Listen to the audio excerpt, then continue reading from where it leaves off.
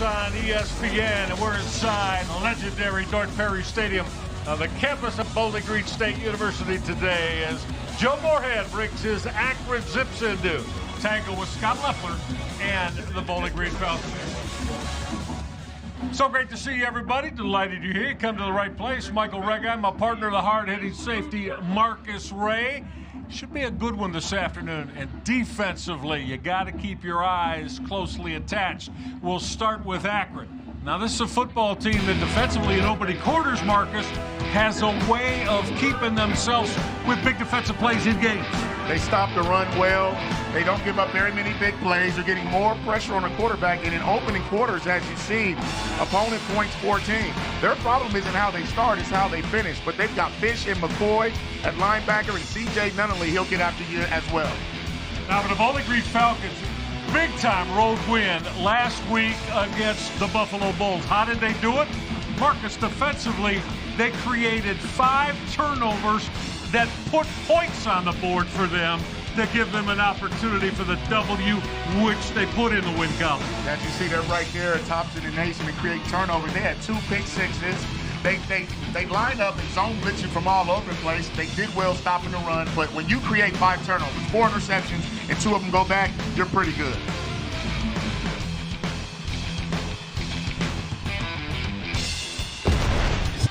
Is this not a football Saturday in the month of October?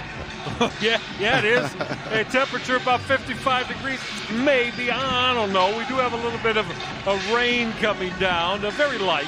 Now, the wind shouldn't be an issue today, and that temperature probably will get down around 50 degrees by the time we get done with this one today. Is Freddie Falcon. Look at Freddie.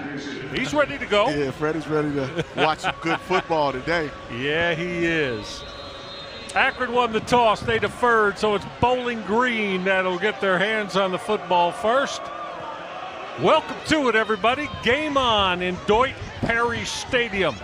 And this is the Bowling Green Falcons on that return. Strong return it is. They'll start at the 32-yard line. As on that BG return, as we take a look at the series history for Bowling Green returning the opening kick and with that good field position at the 32-yard line.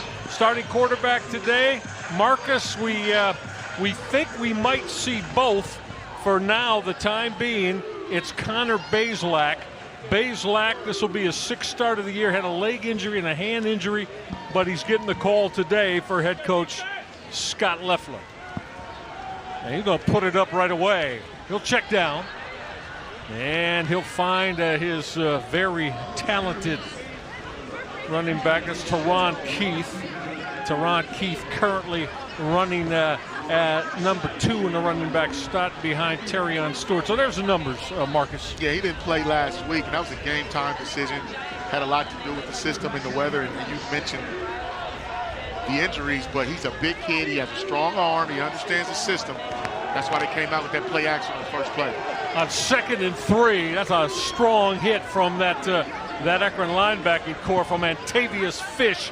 Look at Fish, the big 235-pound junior, as he was able to put the stop on Tremaine Brown. Brown had the ball carry, so big hit by Fish, 3rd down and 1. Yeah, he had 13 tackles a week ago, and he just makes plays in space. He can run like the wind, too, and he does well in pass coverage as well. Bowling Green going to run the football. Should be enough for the first down. As on that carry was, again, Terrion Stewart. Stewart got taken down by C.J. Nunnally. As you get a good look at Scott Leffler. Leffler, former college teammate of my partner Marcus Ray. They played together for 4 years for Lloyd Carr back in the 90s as Michigan Wolverines. Yeah, it's good to see old Scotty with a head job, and he's coached a lot of places. It's a big-time run. Breaking free is Terrion Stewart. Stewart running through that A-gap, and that turned into a big play as he finally gets pushed out of bounds at the 25-yard line. Well, they ran the split zone play where you block the H-back away from the line, and he's been doing this all year. This Terrion Stewart 123 a week ago. I mean, he has 20.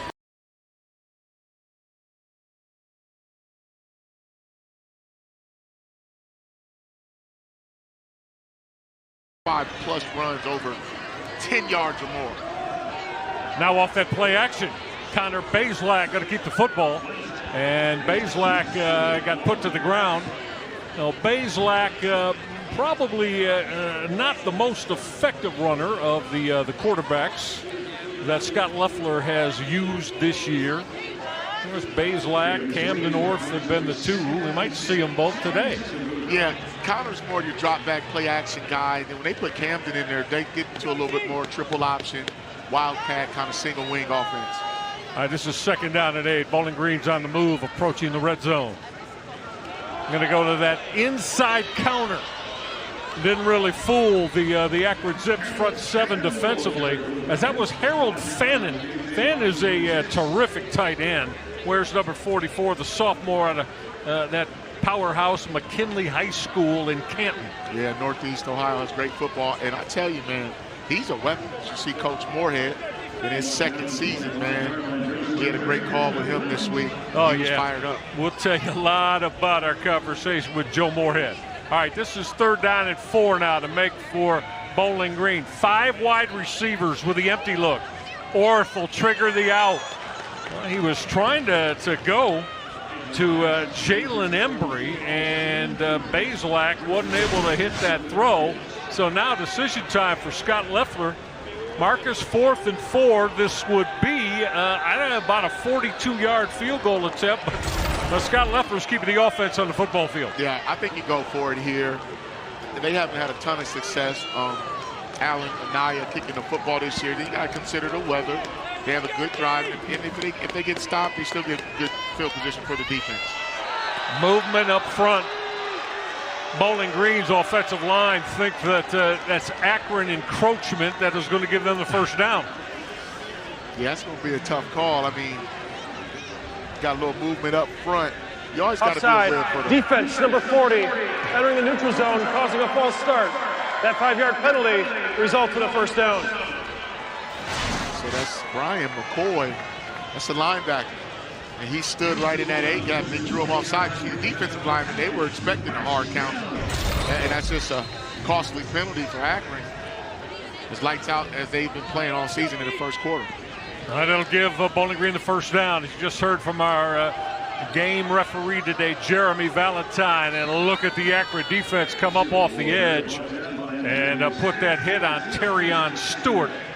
Again, Akron they've improved, Marcus, defensively, as again making that hit from for Akron from that linebacking spot is Antavius Fish. Yeah, you can see the keys to the game for Akron: stop the run, get some explosive plays, win the turnover battle. For Bowling Green, they have to take care of the football. They're one of the most penalized teams in the country, and then they've got to win on 3rd down. All right, 2nd down and 10. The motion. Now that throw is off the hands. They try to hit that crossing route, and it was on the hands momentarily. There, you see, that's the backup tight end that had that football on his hands. Yeah, Guzarek wasn't able to pull it in. Yeah, just ball sailed on Bazelak. And you know, back to Akron, if you watched them play, you wouldn't know they were 1-6. I mean, the way they fly around on defense, cause havoc, and really make offenses earn everything that they get, that you just wouldn't think they were 1-6. Now we're going to get a Bowling Green timeout. So Scott Loeffler, with that play clock running down, didn't like what he was looking at. So Bowling Green will take their 1st timeout of this MAC battle against the Akron Zips. All right, we'll come back following this Bowling Green timeout as they're on the move.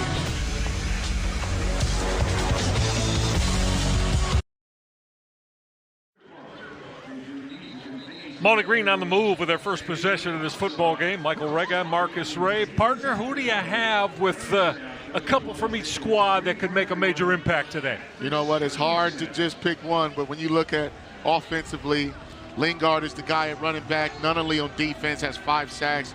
You saw what Terrion Stewart can do. He's already busted loose. Davon Ferguson, 2 interceptions a week ago. All of these guys are going to have an impact on this game. All right, this is 3rd down and 10 now. Scott Loeffler wanted to talk about it and get everything synced up with his offense. Big play is right at the beginning of the red zone here for quarterback Connor Bazelak. He's going to come underneath. That shallow cross is hauled in by Austin Osborne. Osborne, the senior who started his career in Washington, but Akron's going to get their stop. Yeah, that's good protection there. Akron just played the sticks. It was 3rd and long, and that was one of the keys to the game was, you know, Bowling Green had to win on 3rd down. That's the 2nd time down here on this same possession. Akron defense got to stop here, so kudos to the defense playing the sticks, making plays in space. A 36-yard field goal attempt from the left hash here. Trying to put Bowling Green on the board from 46 yards away, and that is true. Down the middle as connecting on that for Bowling Green was Alan Anaya. Anaya from 46 for Scott Loeffler. So they'll put the first numbers on the board today.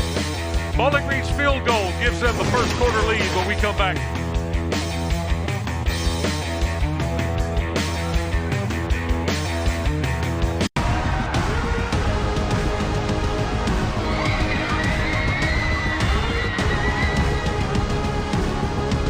Make it easy on yourself. Just write down Reese's, then write down eat them, and then you're kind of done for the day.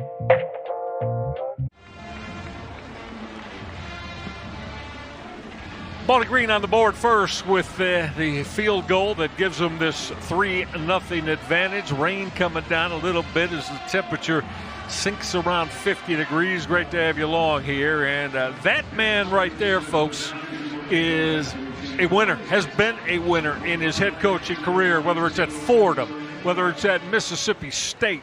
As we take a look at the matchup, Akron's won 2 of the last 3, but Joe Moorhead, as we're going to give you more throughout the course of the day, is all about getting this football program in his likeness, and that has been winning for, as we said, at Fordham and at Mississippi State.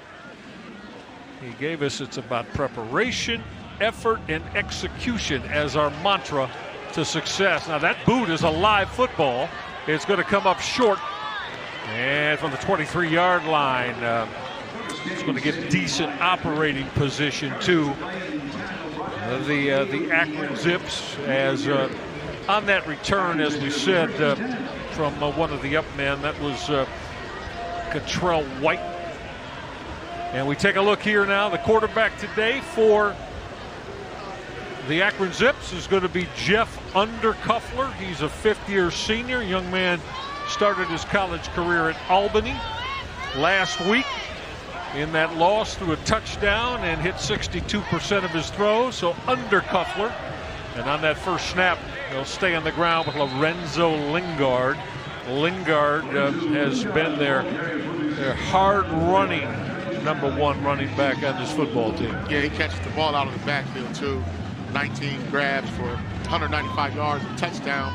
Undercuffler's a guy, though, that they like to do more drop-back pro-style offense with versus when Taj Bullock was in there, they like to do a little more quarterback run.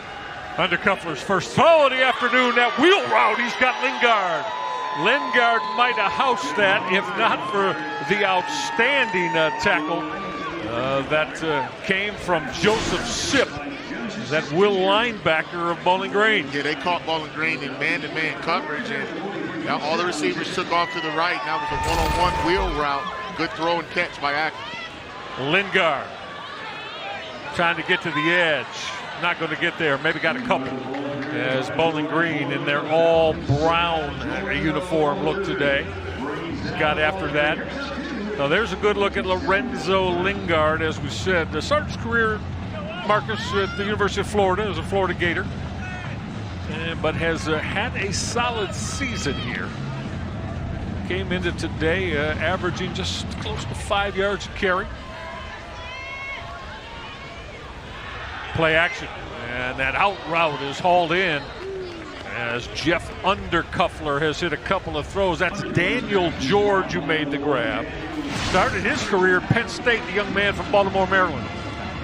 That's a great catch. And George is 6'2", 210 pounds. So he's long, he has a big body, so he has a wide catch radius. And that's a great throw there by Undercuffler. If you want to attack a defense that created 5 turnovers a week ago, use some play action pass and use a mixed bag on offense. Didn't quite get to the sticks to Daniel George. This is 3rd and very short. First down, Akron, as they went to Drake Anderson. There's a good look at Anderson right there. He's a 5th-year senior, young man from Chandler, Arizona, started his career as an Arizona Wildcat. Yeah, that's a good run there, too. I mean, he found the seam. His offensive line, Keelan Davis, Williams, those guys, they created a big run lane in there on that split zone action. And Joe Moorhead, I'll tell you, man, he's an offensive mind. Oh, yeah. Just like Scott Leffler and all these guys. But Moorhead will mix it up on you with a lot of different things. There is no doubt about that. So the Akron Zips come into today on the offensive side as Undercuffler again. That's that deep out. Had too much on it, and good coverage, too, from Bowling Green on the secondary. The throw for Daniel George comes up incomplete.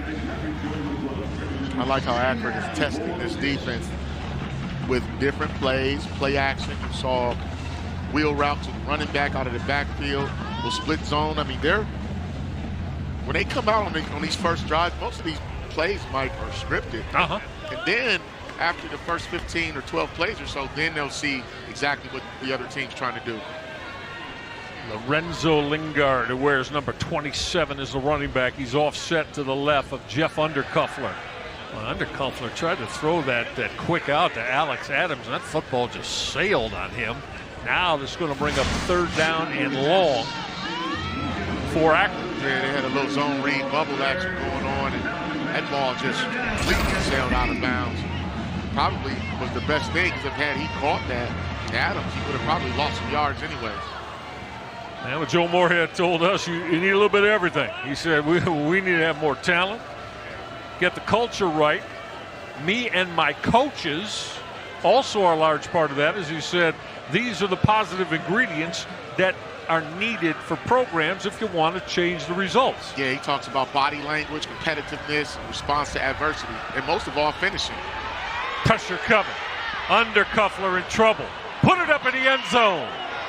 The coverage there, it was incomplete, as that throw was intended again for Alex Adams. And on that Bowling Green coverage was the boundary safety, Trent Sims. It's a good job by Undercuffler extending the play, giving his offense a chance to make a play downfield. And, you know, that's not pass interference. That's why they didn't call it. That's actually good defense. You can face guard a little bit in college without making contact, and that really wasn't a technical ball either. It's good defense by Bowling Green. All right, you see our end zone look. As on the football field is Noah Perez, the sophomore, another young man out of Phoenix, Arizona, 3 for 6 on his field goal attempts. From 45 yards away, he's got enough leg, but he pushed it wide right. So Noah Perez now 3 of 7 on the year. He was 1 of 2 from 40 to 49 yards away, but Marksy just simply pushed that to the right of the upright. Yeah, he didn't really get all of it with his foot.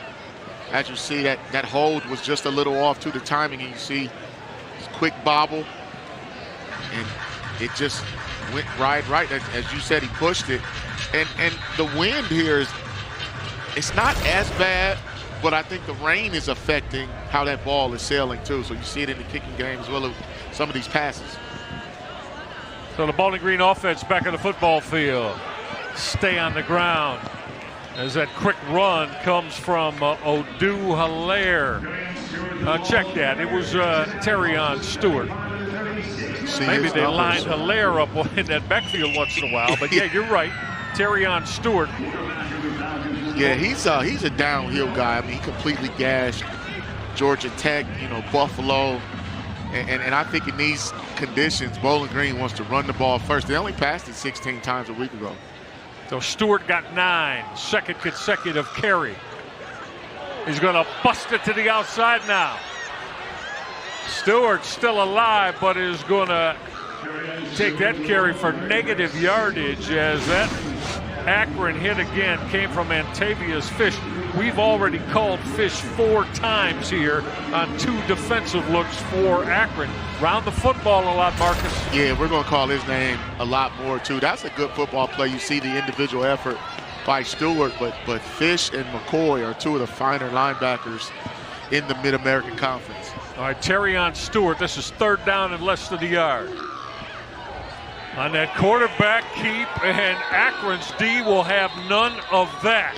Coming up on that hit again is C.J. Nunley, the 4th, the young man who was a junior college player at that Independence Community College program in Kansas. Yeah, what they know is when Orth gets in the game, it's going to be a quarterback run. That was well scouted, well defended, and that's one of our impact players, and you see why. They left him unblocked and tried to get that option look, and Akron wasn't fooled. The Bowling Green Falcons are going to have to punt the football away, and that's Jackson Cleather. Cleather's averaging just a shade under 40 yards per boot this year. So Cleather is going to hit this from about his 23-yard line. Well, that line drive shot is going to be fair caught. That's Bobby Golden on the Akron fair catch. All right. Bowling Green with a field goal lead. Akron with the football again when we come back. We love our house. The outdoor. He'd been an assistant on the Zip staff. We gave you his winning pedigree. 4 years at Fordham, and then how about a 14-12 mark down in the SEC for 2 years at Mississippi State. The man knows offensive football. The man knows how to coach. Yeah, he called some plays out there in Oregon, too. I mean, he's amazing. And his offense has got the football right now. And that first down delay as that call went again to Lorenzo Lingard on the carry. Let's check that. Drake Anderson on the carry. And that Bowling Green hit once again. Gain of 4. 2nd and 6 now. Jake Newell, big tight end. Stay in the ground game.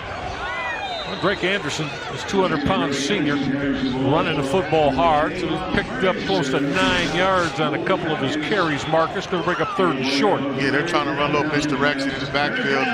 And Bowling Green's got some pretty good linebackers, too, with Darren Anders. I mean, he's a good tackler. And Joseph Sipp, they say he's very elusive. This Bowling Green defense, 33 tackles for loss, 13 sacks. Both of these offenses are really playing ball control and just trying to get first downs to keep the other offense off the field. On 3rd down and short. 3rd consecutive carry. That's Akron Zip's first down. Drake Anderson with 3 consecutive carries. Or was that Lingard this time? Oh, well, Lorenzo Lingard. Anderson had the first couple of totes. Lingard on this 3rd down carry to move the sticks. Yeah, they've been a 1-2 punch, and they don't want one guy to get worn down too much. They're expecting a 4-quarter game. And they believe with the Williams up front, center and right guard, and Chambers on that right side. 6'5", senior quarterback. Jeff Undercuffler going to load it up deep, and how about that leaping grab from Josiah Gathings. Gathings is 6 foot. The redshirt sophomore high-pointed that football, Marcus, on that leaping grab. Offside. Defense, number 0. Penalty is declined. Results of the play, 1st and 10. Well, that's just a heads-up play by Undercuffler, understanding that the defense jumped off sides. So he has a free play, and whenever you have a free play, go up top. And then you see the grab there by Gavings. I mean, he just caught that ball. He high-pointed. He didn't catch it clean, but why not take a shot? And the man he beat, Jordan Oladokin, he was out of position right there and just misjudged the football. 26th catch of the year for Josiah Gathings. Back to the ground game. Big hole in that A-gap. Akron's getting it blocked and running the football well. Lorenzo Lingard encountered that A-gap with some space. You'll see they actually ran 3 receivers to the wide side of the field. That caused one linebacker to plus out, Mike, and then that opened up that run lane there. They blocked it well for Lingard. Lingard got 9. Just had a quick look at Joe Moorhead. He's been, as we told you, an offensive coordinating specialist. Many of his stops, he calls the plays here as Lorenzo Lingard got inside the 15 as he toughed his way into a couple yards in that first down. Moorhead missed it. I call the plays. We talked to him this week. Of course, his offensive coordinator, Billy Fessler, very hands-on with Billy Fessler. Fessler, all the game planning with him, setting up various personnel groupings. But then Joe Moorhead says, I call the play. I call the play. On the flip side, Scott Leffler used to call the plays as well. Now he does it, but both of these head coaches are very much involved offensively. Red zone time for this Akron offense. Back to the ground game, outside the edge, into the house, touchdown, Lorenzo Lingard. Well, the Akron Zips got out on that edge, got it blocked well, and Lingard's into the end zone as he's got his second touchdown run of the year. One thing about Coach Moorhead, the way he calls his offense, he understands how to block people. And right there, the way Bowling Green lines up in their 3-4 alignment, sometimes with a 4-man front, Moorhead just understands how to give you misdirection and to find a runway. And that was a great play call. That was well executed. And they watched that film, and they were impressed with Bowling Green's defense, but they felt like they could run the football. Yeah, they were, as Noah Perez will add the PAD out of the hold of Joseph Kessel. And here in the first close to 14 minutes as Lorenzo Lingard turned on the Jets to get in the end zone. It's a 10-point opening quarter for these Akron Zips. And that is not, it's what we came on the air today with in our open. This isn't something new to them. They have established leads in the opening quarter in multiple football games this year. And their thing is they have to finish. That's what Coach Moorhead talked about. But opening quarters, man, their game plan, the way they come out offensively, running the football, and that's another way you protect your defense is to keep them off the field. So if a defense is not out there long, you're not going to give up very many points, and you see why. They have the ability to run the football. They got the big pass there to Gavings when Undercuffer understood the situation. And Bowling Green, I think they're a little bit on their heels defensively. They don't know when the pass is coming and when the run's coming too. But speaking of third down, if you're on third and short like that, you can keep drives going. You can sustain drives on third and short, and that's what Akron did. Terrion Stewart back in one of the deep spots, and this is going to be one of those unreturnable kickoffs. So this will get the Bowling Green offense back on the football field. Down at 7-3 here, and with an opportunity here offensively. So they'd like to put a drive alive, huh? And keep their defense off the football field and then flip the field too. I mean, you don't want to keep giving Akron the football, especially on the short field, but Bowling Green's got to find a rhythm. I don't think they found out what they really want to do and how they want to attack. That's why you see different formations. Well, Camden Orth, the 6'3", 225-pound senior here, the young man out of Gainesville, Florida. We got this possession. Terrion Stewart trying to break away from a couple of tackles. Look how that probably should have been no gain and knocked down at the line of scrimmage. Marcus Ray, he turned that into a 6-yard gain, did Terrion Stewart. Yeah, he's a tough tackle. I mean, it's going to take more than one guy. And the thing is, when he gets north and south, I mean, it's definitely even more difficult to tackle him. But even when there's nothing there, he can make something happen. And Bowling Green has a big, athletic, physical line. Everybody's 6'5" and up. I mean, so he's running behind a pretty good group of guys. Stewart got 5, make it 2nd and 5. And again, this is Terrion Stewart. This time, though, the Akron defensive front got there. In on that hit for Akron defensively was Shaman Cooper. Cooper's a wide side linebacker, wears number 3. Cooper there, and he got some help as well, Marcus, as helping to come up to put the clamps on Stewart. the end of the first quarter. And that's going to be the end of the first 15 minutes of football as the Akron Zips, with that touchdown run that they got just moments ago from Lorenzo Lingard, have a 7-3 lead, second quarter, when we come back. Geico makes car insurance easy. Enjoy your flight. You too. As easy as saying the wrong thing. Me too. Really? What? Dad, why would you say that? Why would you say that? Do I look like I'm going on vacation, sir? It's not how airports work, man. You could? Dad! Are we leaving or? I don't even want to go on vacation anymore. It's heck, they take Indiana all the way down to double overtime. They should have beat Indiana. You just watch their games. Nothing on tape shows that they're 1-16. So we've got our work cut out for us, just like everyone in this league does. And you better bring it. You better bring a great mindset. You better be consistent. You better protect the ball. You better find ways to get explosions, negate the explosions of the opponent.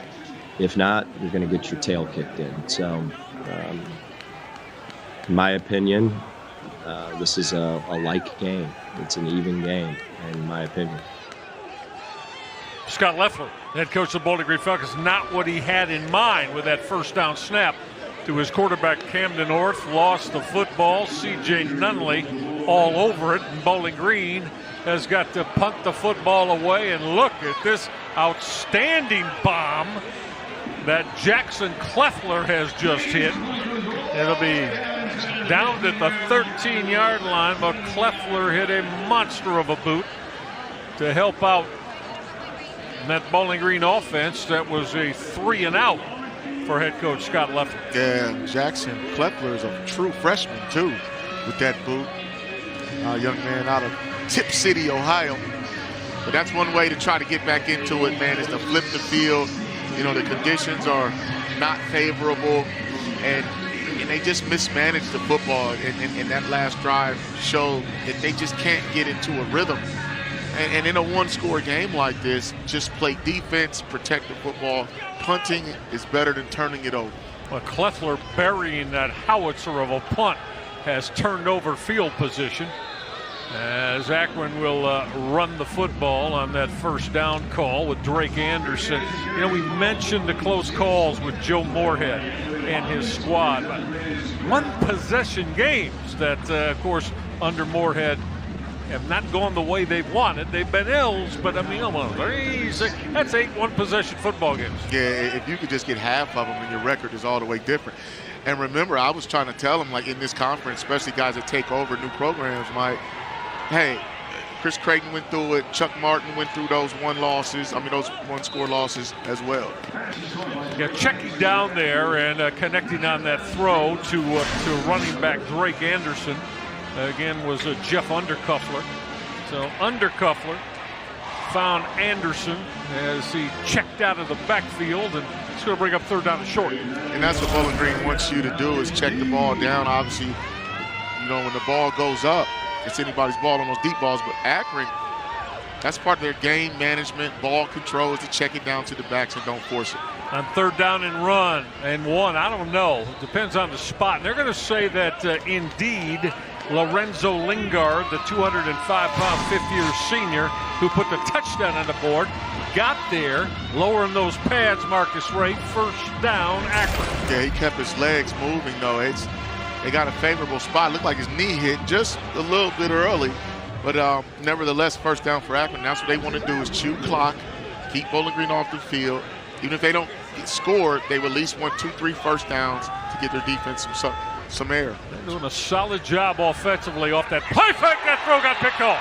It is intercepted inside the 10 and knocked out of bounds at the 5-yard line for the Bowling Green Falcons. That's a big-time pick from Jalen Husky, the sophomore, who is being lauded as one of the very best on this Bowling Green D. And they told us he's been the biggest surprise, or a pleasant surprise, out of all the guys on defense. And you see why. He was not fooled by that RPO. That was ball was behind him.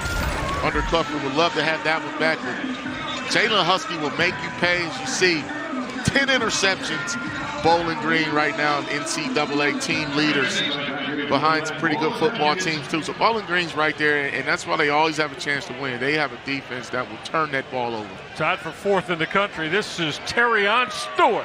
Lowering the pads. He's in the house. Touchdown. Terrion Stewart and Bowling Green. When you go back to those one-score games and those losses, it's this kind of stuff for Akron. I mean, they'll fight you in that first quarter, and then right about the middle rounds, they just start to beat themselves, and so offensively, they were fine. Turned the ball over. Bowling Green, that's what they do. They've been turning turnovers into points, and that's a good downhill run by Stewart. So that Jalen Husky, INT, Husky, the boundary cornerback from that Bowling Green secondary. As you mentioned, his 2nd pick of the year, and it turns into one play later, the trip to the house for Terrion Stewart. Bowling Green grabs this lead for the 2nd time today.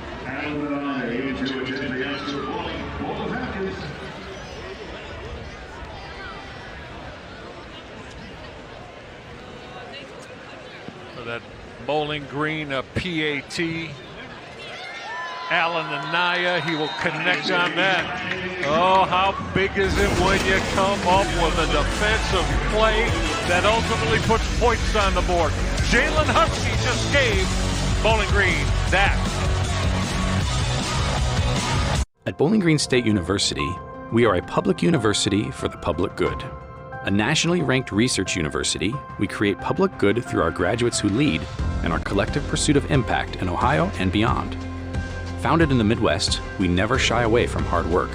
We embrace our responsibility to do good. We are proud to have state in our... When Jalen Husky, that terrific young quarterback, comes up with the read and the ability to come up with that sudden change turnover that turns into a TD one play later. So Bowling Green here in front of the home folks on a rainy Saturday in October at legendary Deutsch Perry Stadium, and this is Lorenzo Lingard on the Akron return. Give Lingard plus that 20-yard line, and that's going to start this Akron offense. All right, so what was Joe Moorhead discussing with Jeff Undercuffler after that last ill-advised throw gave Bowling Green terrific field position, which they cashed in on a play later? Yeah, well, he was probably telling them, if you don't have a clean throw, go ahead and hand the football off. It was an RPO, and Undercuffler thought he made the right read and threw the ball behind his receiver, and it led to a turnover. Well, the 6'5", fifth-year senior, started his career at Albany. Now we got flags, whistles. Snap infraction. Offense number 54. 5-yard penalty. First down.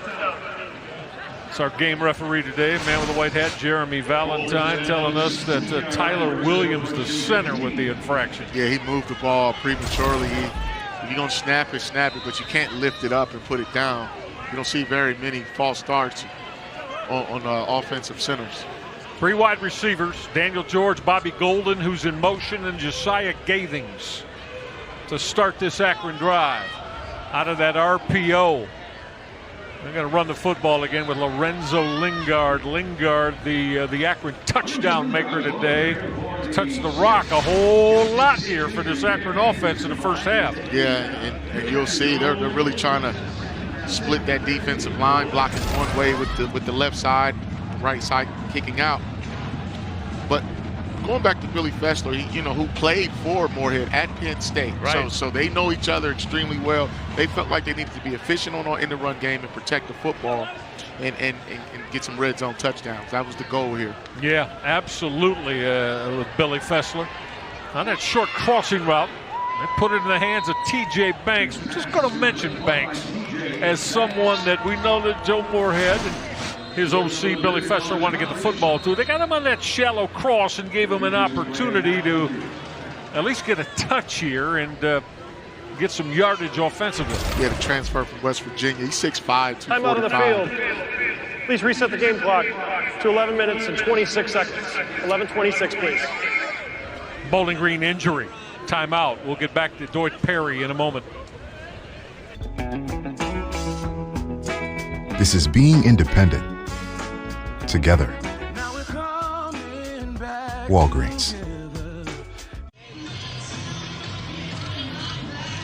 DJ Irons, the veteran, very familiar name, was a starting quarterback for the Akron Zips when this 2023 season began. And you see in the last couple of games, that with backup quarterbacks Jeff Undercuffler and Todd Bullock.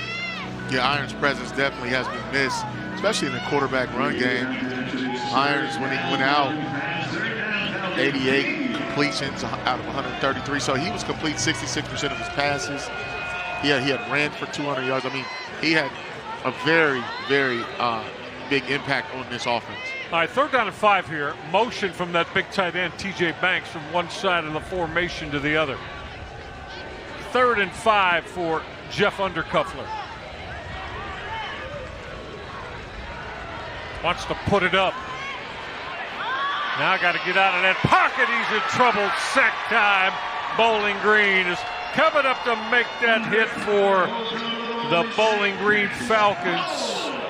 Was one of those hard-charging outside linebackers, Cassius Howell.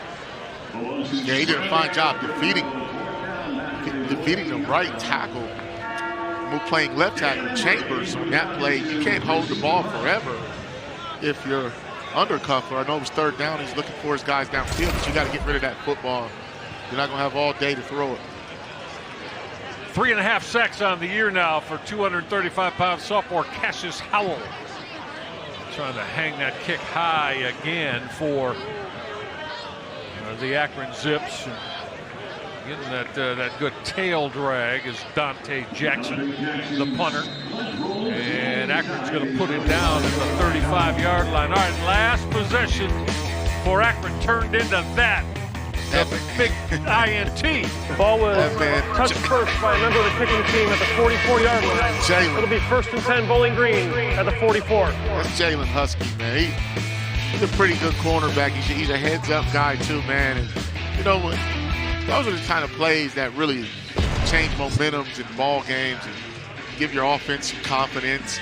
Then if your defense can score and create turnovers, then you don't really have to do anything offensively. You just protect the lead. Yeah, and speaking of the lead, Marcus Ray, so now with this 3-point advantage, going to go back to quarterback Connor Bazelak here. Now Bazelak will throw the quick out, and he one-hopped that as he was, again, looking to find Austin Osborne, going to bring up 2nd and 10. So Bazelak back in the football game. Yeah, Bowling Green trying to find some rhythm. And they really don't change the game plan up too much when it comes to the pass game, but Bazelak doesn't give you that quarterback run action. So what they'll try to do with him is throw short passes on 1st down as a glorified run game. All right, he had started 5 of the last 7. Now that inside delay, and that's Terrion Stewart. Look at Stewart continue to show the power in that lower body. But Stewart, Marcus, I'm going to say that's 8 yards after first contact as he continued to carry white-shirted Zips on his back. There you go. You can count him there, but he keeps his legs moving. He has that low center of gravity. They list him at 5'9", and that's probably with his shoes on. And I'm telling you right now, he is downhill. He's a load, and you're going to have to probably tackle him lower. You can't tackle him up top. Well, trying to make that play fake and then waggle out of it and losing his footing. Connor Bazelak went down, and that's going to turn that into now 2nd and long. He got on that extended leg of that right guard. It looked like Nate Pabst. Yeah, just that timing and rhythm is off. So as you see, they switch quarterbacks and put Camden North back in. You just can't find that rhythm so far offensively other than handing the football off to Stewart. Bazelak went down, and now Joe Moorhead's D is the beneficiary of looking at 2nd and long. This is 2nd and 17 for Camden North. He'll gun middle, should have been caught. It was off the hands of their best receiver as not able to make that grab. Yeah, he threw it behind Teron Keith right there. And what they tried to do was run a shallow cross. It's a man-beating concept. Or just put a little bit too much hot sauce on that, and he didn't lead his receiver out of the backfield. Yeah, Keith, one of the running backs who had come free underneath. Really haven't got the football to Odu-Hilaire yet today as this offense. That quick throw is going to be hauled in, and that strong run as making that grab for Bowling Green. Was that Finn Hogan? No, check that. This was Teron Keith who made the catch. Yeah, they threw a flare out there, and they weren't trying to get the first down. They were just trying to get some more field position and try to back this Akron offense up if they do punt the ball here. But I think that was a good safe call. It was a design toss sweep technically, but it was a flare pass. So having to punt the football away will be the Bowling Green Falcons, and they got exactly what they wanted. Jackson Cleather put that down inside the 5-yard line, and able to keep that from going in the end zone for Bowling Green was Hashawn Wimberly.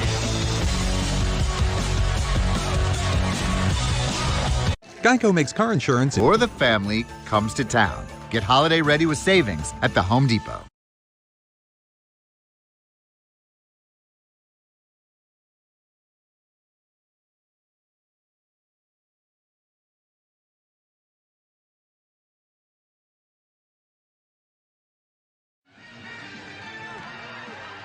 Yeah, big win over Buffalo. Have notched a Power 5 win over Georgia Tech, so always a very well-coached team.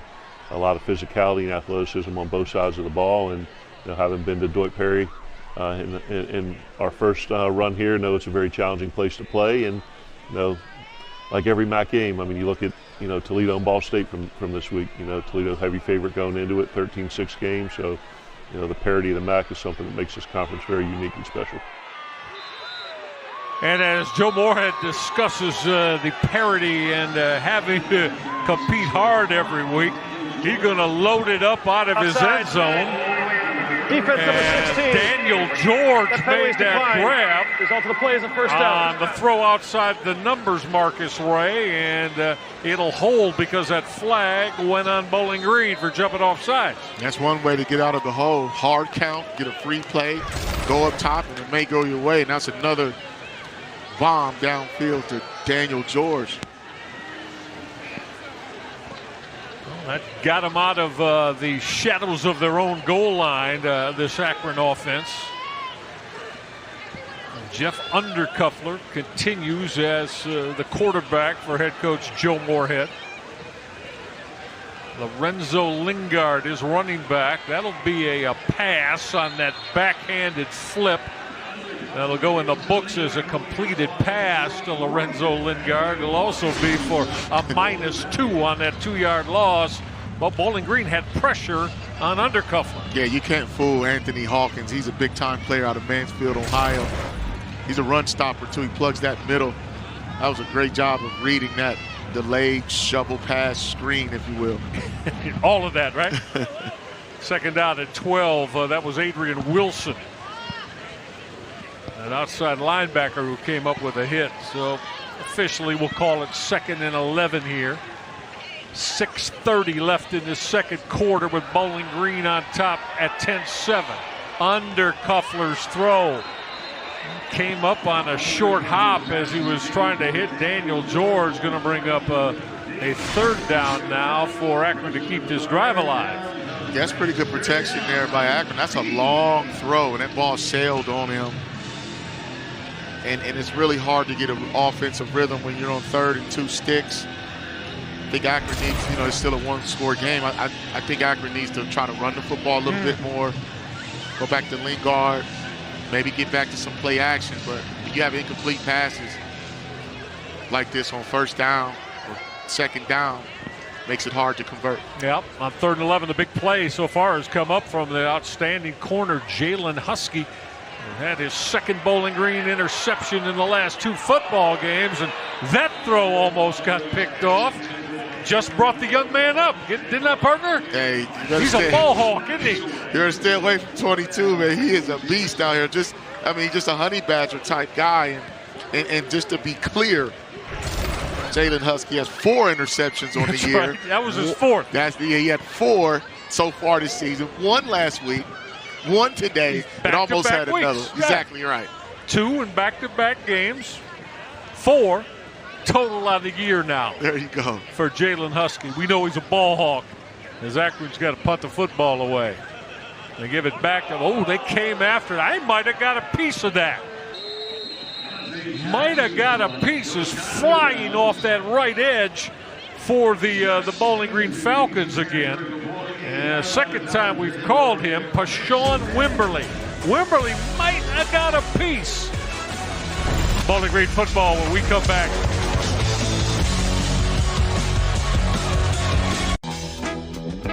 This is not just a refill. This is being independent. Together. Walgreens. Let's talk about the Falcons and the Huskies. Can BG prolong that home field winning streak? Can Northern prolong its overall winning streak? One of the biggest MAC regular season games ever.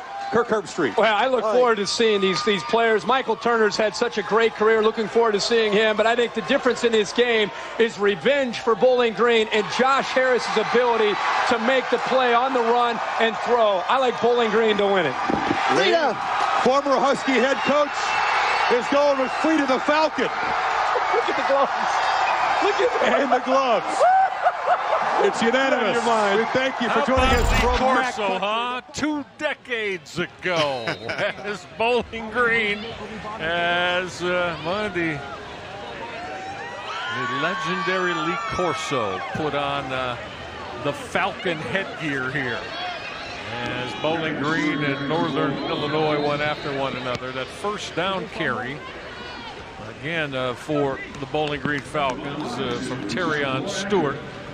And Stewart was taken down by Judson Tallendier. Tallendier, 50-year senior, who started his career as a Pitt Panther, now playing on that corner for Akron. It's a nice job by Akron's front 4, too, staying in the run lanes and not letting Stewart get out of there. Second down and 10. That quick toss sweep. Trying to battle his way into Akron territory for the Bowling Green Falcons is Teron Keith. And that's a design play to hit outside, so they let the interior defensive linemen go, which you saw.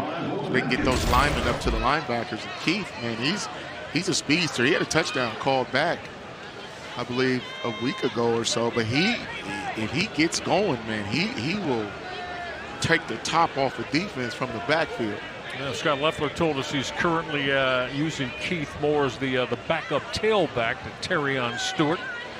Now stepping up, seeing some green in front of him, and taking that slide with the football for Bowling Green is Connor Bazelak, and that's sufficient enough to move the sticks on the Bazelak slide for the first down. Yeah, Akron took away Bazelak's first read, his primary read, which was 2 hitches right there in front of the Bowling Green bench. You see Scott Leffler flipping through his plays to find out what's going to work. And I believe they told Bazelak, if it's not there, take off. And that's what he did. That was a good run.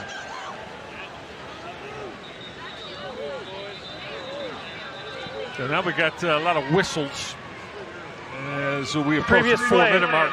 Is under further review. The ruling on the field was the runner was down beyond the line of gain for a first down. All right, Jeremy Valentine letting you know what they're going to be looking at here. As we'll see if that indeed is the way that's going to stand. Teron Keith was down. Excuse me, that was a previous play. Is the slide there from quarterback Connor Bazelak.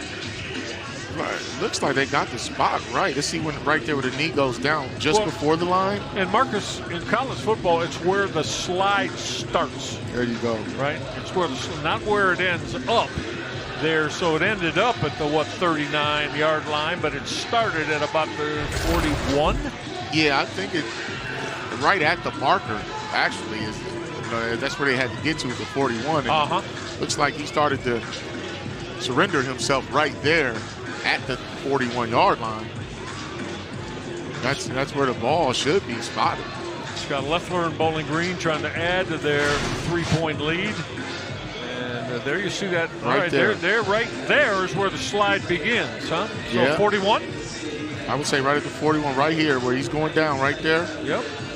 That should be the spot. Not where that knee came down, where he started the slide, the baseball slide, and right now they're standing just inside the 42-yard line. After reviewing the play, the quarterback started the slide to the 42-yard line, which is 1 yard short of the line to gain. It'll be 4th down and 1 at the 42. Great job by our outstanding ESPN camera crew. Producer Gene Winters, right Director there. John Staley, and all of our crew doing a terrific job. And that's a great job. Started that slide to 42-yard line. That's a good call, and that's a nice job by those guys taking a look at that. He started the slide right at the 42-yard line, right just shy of the marker. Good job, everybody. They had a real good look at the beginning of that slide and the spot. So now this is a 4th and 1, and I don't know. Well, I don't know. Akron thinks they got the stop. The Zips feel that they got the stop as Bowling Green, Marcus, went tight and gave the football and was looking to move the sticks. But I don't think so. No, they didn't get any push up front. Officials timeout for a measurement. And I'll tell you, Lama LaVea, that's a guy, number 5. Watch him penetrate and make first contact right at the left knee. He was on his back, but he's grabbing that leg right there. That young man there is a big-time football player, 6'1", 300 pounds. Transferred from New Mexico State. They said he plays with great effort, and you saw it right there. Well, let's see, as these sticks are extended, we don't think he got there. No, that is a close to a full yard shy. And the Akron Zips defensive front, they've got that much desired stop. Not pleasing, of course, to head coach Scott Leffler of Bowling Green. Akron's got the football back. Yeah, I think Scotty would want that one back, man. I don't know if it was the best call, but he has a big line, man, and you just can't underestimate those Zips in the trenches, man. Those guys root hog. Root hog means you go low and you crawl like most guys do on the goal line, and they treated that play. Short yardage and goal line is the same thing. What about Akron offensively here, though, Marcus? I mean, what do they got? They got the 1 TD earlier on, but haven't been able to keep drives alive here of late. They're going to run the football on that first down carry as they'll go with running back Drake Anderson. Anderson, that 50-year senior, started his career, as we mentioned, at Arizona. Give him 3, and we'll call it 2nd and 7. Well, one of the things I think Akron may start to think about is putting in Taj Bullock, the other quarterback, number 10. Because if you add quarterback run to this offense, then Bowling Green's defense just can't tee off on the running back. They have to play with their eyes and some discipline. If you don't do that with Q run, then you're going to go back to your RPO, which Jalen Husky intercepted, and that's why Moorhead hasn't been back to it. Yeah, Jeff Undercuffler is the large quarterback, but and as Joe Moorhead told us, now it does. Moorhead said it takes away some of the diversity of our offense because with Undercuffler, it's about looking to go through the air and use his throwing abilities to move the football that way. Exactly right. So both of these quarterbacks, they are good at what they're good at, and so Moorhead is creative enough to call the plays according to their skill set.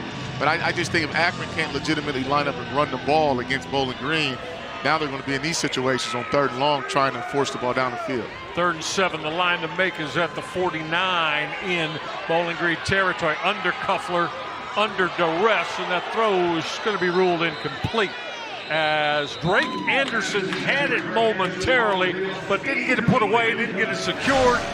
Akron's got to punt the football away again. Yeah, that was a design flare route to Anderson. Bowling Green snuffed it out. and stretched the play out, redirected, and made a great play right there. It was a good play. Got a feeling, though, if Drake Anderson would tell us this young man is 50, you got to make that catch. Yeah, you got to make that catch. Got to put the football in my hands and get it put away. Got to look the ball in. And now Akron's got to punt it away. Well, that high snap, and gonna pull that down. And look at Dante Jackson. Jackson pulled that high snap down. Marcus Ray, that is the quintessential ad-lib by the punter, Dante Jackson.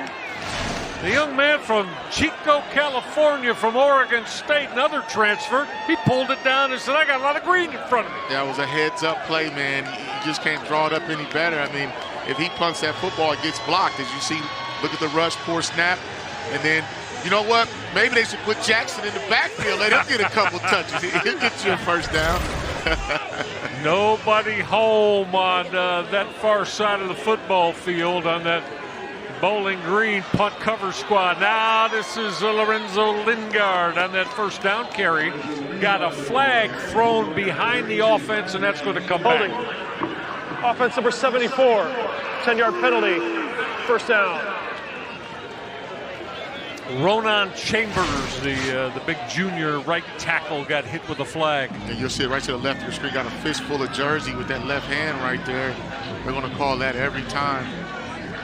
But I like the strategy there by Akron giving the ball back to Lingard. Trying to get something going in the run game, but now you're first and 20 almost. So, you know, if you're Akron, I think you got field position. Go ahead and run the football. Take a shot, get what you can get, and try to get in field goal range. Now down by 3 are the Akron Zips here late. Play action. Under Kuffler. Sack time. Down he goes as, again, for the second time today, that's Cassius Howell on that search and takedown hit. Sacked from his linebacker spot. Yeah, and that's on the left tackle right there. Chambers, again, you know, he's having a tough day so far. Normally he lines up at right tackle, which is more of a run-blocking kind of guy. When you put him at the left tackle, probably going against this team's, you know, one of the best pass rushers. Akron, please set the game clock to 1 minute, 20 seconds. And with 1:20 left and down by 3, after the sack, it's Joe Moorhead, the Akron head coach, who wants that timeout to try to get things cleaned up with his offense and put points on the board on this drive. Yeah, but you got to stay away from Cassius Howell. I mean, this man is coming off the edge. I mean, just like with his hair on fire. I mean, he's 6'4", 235, and can run. He's long. And so that's why Bowling Green is a 3-4 alignment team, but when they bring a rush backer like Howell off the edge, I think it's a matchup problem for most offensive tackles. And so that's just a great job there by Bowling Green in a situation where it wasn't favorable with field position, but now defense can play with their hair on fire and pin their ears back and just be alert for screens and draws. Second down at 26 after the big defensive play off the edge from Cassius Howell. Under Kuffler, checking it down. He's going to come underneath. And he hit that throw, did under Kuffler to Daniel George. There's George, big receiver, excellent size, 6'2", 210 pounds. Young man who started his career at Penn State. That's a good throw and catch. And, you know, essentially a check down. And under Kuffler didn't force the ball down the field, but Bowling Green doesn't want to play too soft of a defense. They'll give up another 12 yards, and it's Akron will be in field goal range. Moving clock here. 3rd and 20. Got to come up with a play to keep the drive alive. Under Kuffler checking it down again. That's going to come back as that flag was thrown into the offensive backfield of Akron, as again that check down found Lorenzo Lingard. Going to be a hold on the Akron Zips. Yeah, the longer you hold the ball as a quarterback, that's good coverage there by Bowling Green. The percentages go up. Holding. Offense number 60. 10-yard penalty. 3rd down. Just 39 seconds left. Marcus, let's take a look at this this hold on the Akron O-line. Yeah, you'll see it right there by Ben Frank. He actually, number 60, grabbed two-hand grab on that jersey. A pull and tug action there. And surprisingly, Bowling Green, one of the most penalized teams in the country, as you saw in the graphic there. No penalties so far. They're playing a clean football game. Akron had 4 penalties, and it's really killed them on this drive here. 3rd down at 30. We got 7 defensive backs on the football field for the Bowling Green Falcons. 3 of them standing at their own 30-yard line on this 3rd and 30. Bowling Green still has 2 timeouts left. Trying to get their hands back on the football. Under Kuffler. His throw sails well over the head of his intended receiver, Miles Walker, and out of Offside. bounds. Oh. Defense number 16. 5-yard penalty. 3rd down. Well, you know, Scott Leffler ain't going like that. That was ready to bring up 4th down, and Bowling Green getting their hands back at the football. However, they got hit with that offside penalty. Yes, Chase Davis, the defensive end, backup defensive end. He's in there. He's in a long yardage package, and they pulled him out the game because if you look at the down and distance, 3rd and 25, 3rd and 30, there's no hurry and no reason to, jump off sides or try to get a jump on it. But nevertheless, Akron gets another shot. They do.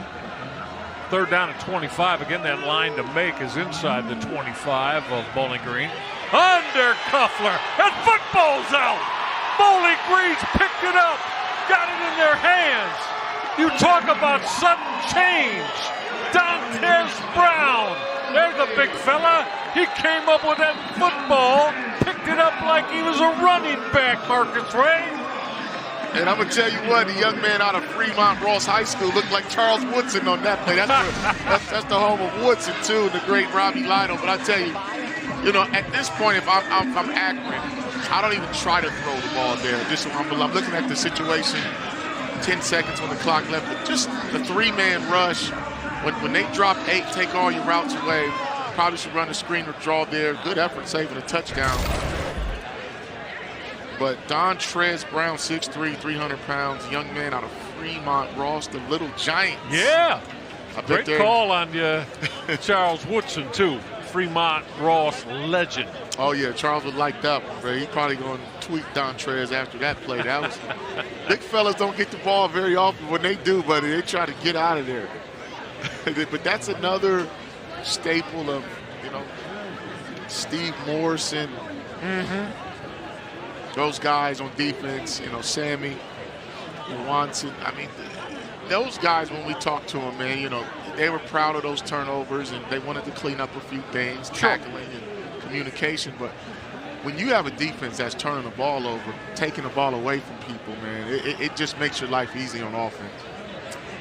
My partner just mentioned the co-defensive coordinator, Sammy Lewanson, who specializes in the outside linebacker play, and your former teammate, again, with the Michigan Wolverines, right? Steve Morrison. Yep. Back in the 90s, who was an all Big Ten linebacker, and Lloyd Carr. Yeah, Steve was a great leader, man. He was his 5th-year guy when I was a freshman. When I was running around, just, little knucklehead. Trying to figure it all out? Yeah, trying to figure it out, man. And Steve was just, blue-collar, hard-working, smart guy there, man. But we can't get the number on the player. But I know he made the tackle that saved the touchdown, stopped Brown from going all the way. Yeah, as soon as we can get the Akron lineman identified, I think it might be Keelan Davis. And the tackle was made. Yeah, I think you're Check right, partner. that. Let's check that again. But okay, so the tackle was made. We'll see it right here. 56. Yeah, that's Keelan Davis. That's great Keelan effort, Davis, man. yeah. Big fella right there. Starting left guard. Yeah, he can stretch out too. Now look at him. And he makes that tackle. He took Dantes Brown down. So Keelan Davis is the injured Akron Zip. Davis is starting left guard. And you know what? I guarantee you, when they go back and watch the film, or they go in here at halftime, they're going to talk about the effort that Keelan just gave Akron to save a touchdown, to take one for the team. And that's why you run to the football at every position. That's a great effort, man. And hopefully the young man is okay.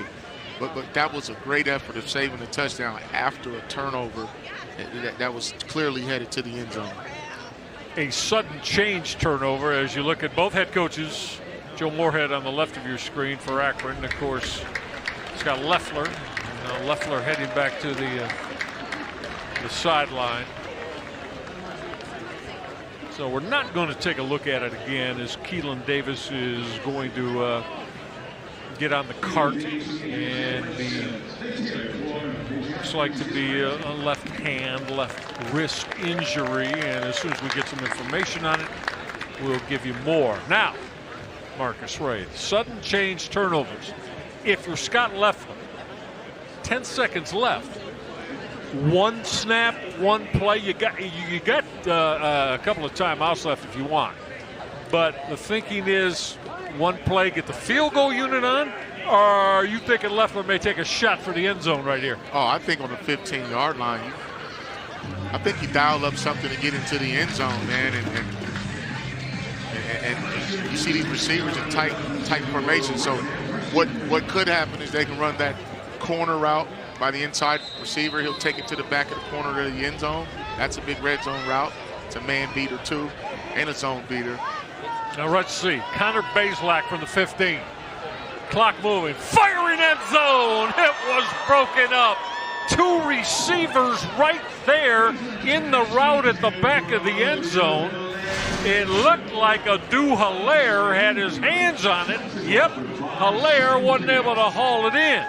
Oh, man, that's a missed opportunity for Bowling Green. And that's what you do. You got to go vertical down there, and I'm not sure if they had the right route combination.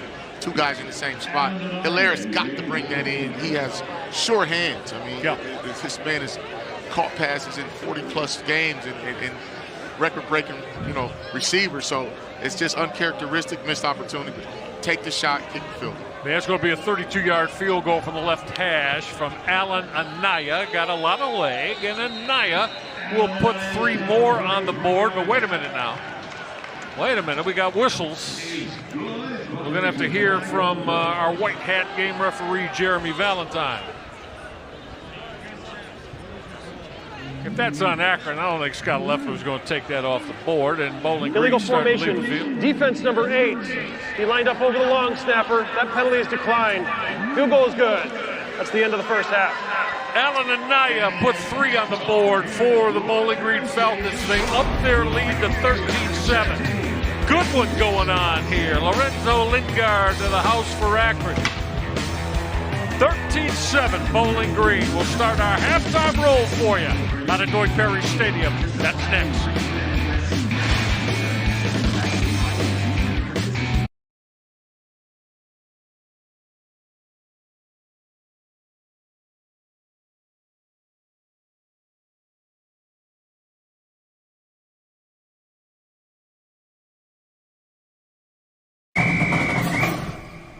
Man, I hate dusting. Then get you some Easy Does It dust spray. Now in Pine Center. Who are you talking to? Hey, Tebow, you got any floss? After meals, I tackle gingivitis with Minty Floss. These guys seem really good at endorsing. I don't know if I'm at that level yet. Level up with the 2023 Nissan Rogue. Go Rogue. Perry Stadium, Akron, Bowling Green in this crucial MAC battle. Week 8 of Gear Up will showcase Louisiana University's homecoming threads. We know they're very important. Bowling Green is honoring its 2003 squad.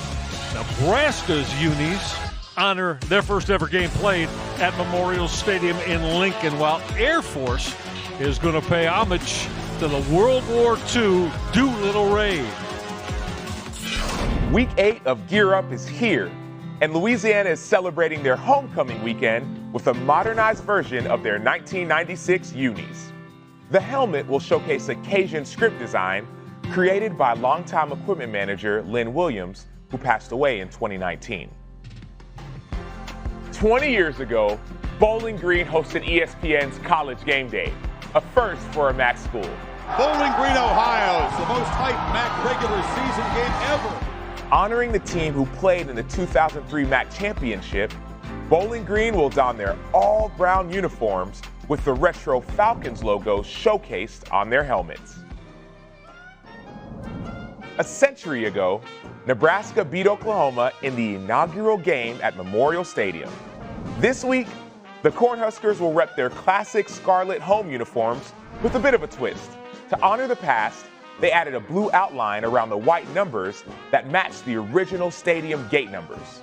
Each shoulder sleeve has 2 stripes, which include inscriptions found on the original Memorial Stadium's outer walls, honoring World War I veterans. It all began in a secrecy shrouded mission and would culminate when a band of 80 airmen risked everything as they soared off the deck of the USS Hornet. The Air Force Academy's Air Power Legacy Series uniforms pay homage to the World War II Doolittle raid. The jersey features rivets around the letters and numbers inspired by the B-25 aircraft's steel construction and a patch for the plane's tail numbers that participated in the mission. The chrome helmet completes the look, featuring B-25 on the front and nicknames of specific planes or Doolittle on the back, honoring Lieutenant Colonel James H. Doolittle and the Doolittle raid.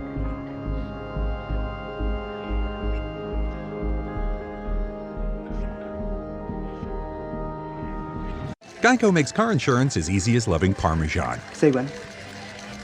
Say when. Say when. When. With 24/7 emergency roadside service, it's easy to Geico. Fresh ground pepper? Yes, please. You are not related. There's no ancestry connecting you. But look how similar you are. You work at it. You keep going. You may not be brothers and sisters, but if tough were a gene, you would be.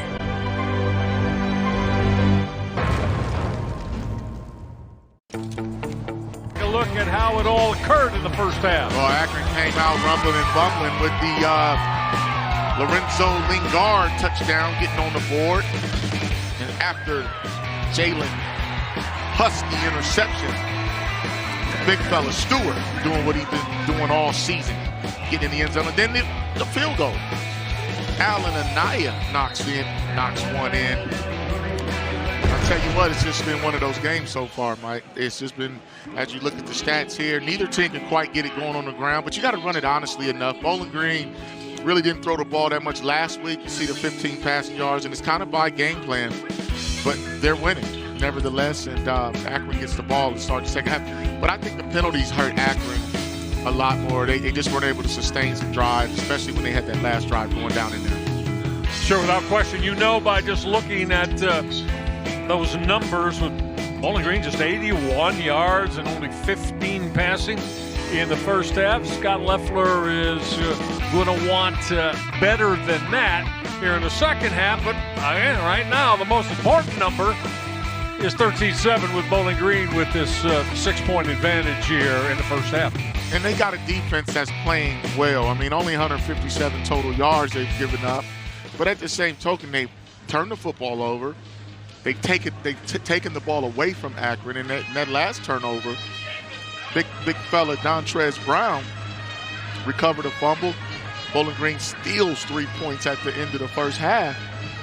But this game is still really anybody's ball game. And I think if Akron can get back to a little bit of play action, get the run game going, they need to score touchdowns in the red zone. I don't think they can trade field goals with Bowling Green right now. But Bowling Green's got to get a little bit more going offensively, though. I don't know if it takes some shots, but even last week, after talking to Loeffler, he just said the game plan was to run the ball. Yeah. It was part of the conditions, too. And maybe, because when this game started, it was raining. So that might have played into the game plan as well. So that man right there. Yeah, what about him and really trying to get this ground game, if you're the Akron Zips and head coach Joe Moorhead, really going? He's got 37 yards in the first half. The touchdown, of course, as we saw, as he got outside the numbers into the house. But we'll see if Lingard becomes a huge part of this offense as Joe Moorhead going with Jeff Undercuffler His 6'5" junior transfer from Albany. And it will be the Akron Zips to get their hands on the football here to begin this third quarter of play. And that's one of those non-returnables. And so as we look at this Akron offense come on the football field, is it going to continue to be Jeff Undercuffler? Yes, it is. So Undercuffler, Marcus Ray will come out and see if Akron can move the football in this first offensive series of the third quarter. Where you see his numbers, 8 of 15. You know, he's been taking shots, but it's been on those free plays, though. And they get a hard count. Bowling Green jumped off sides, and he was able to connect with Daniel George a couple of times.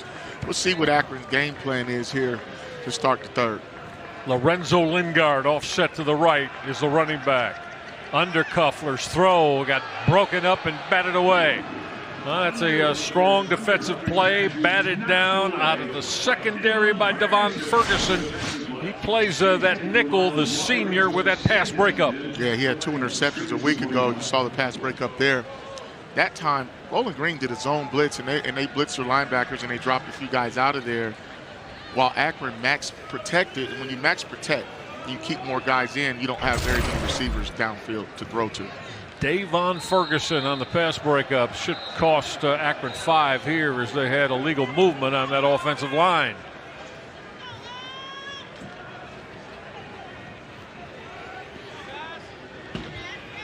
So this Akron Zips offense.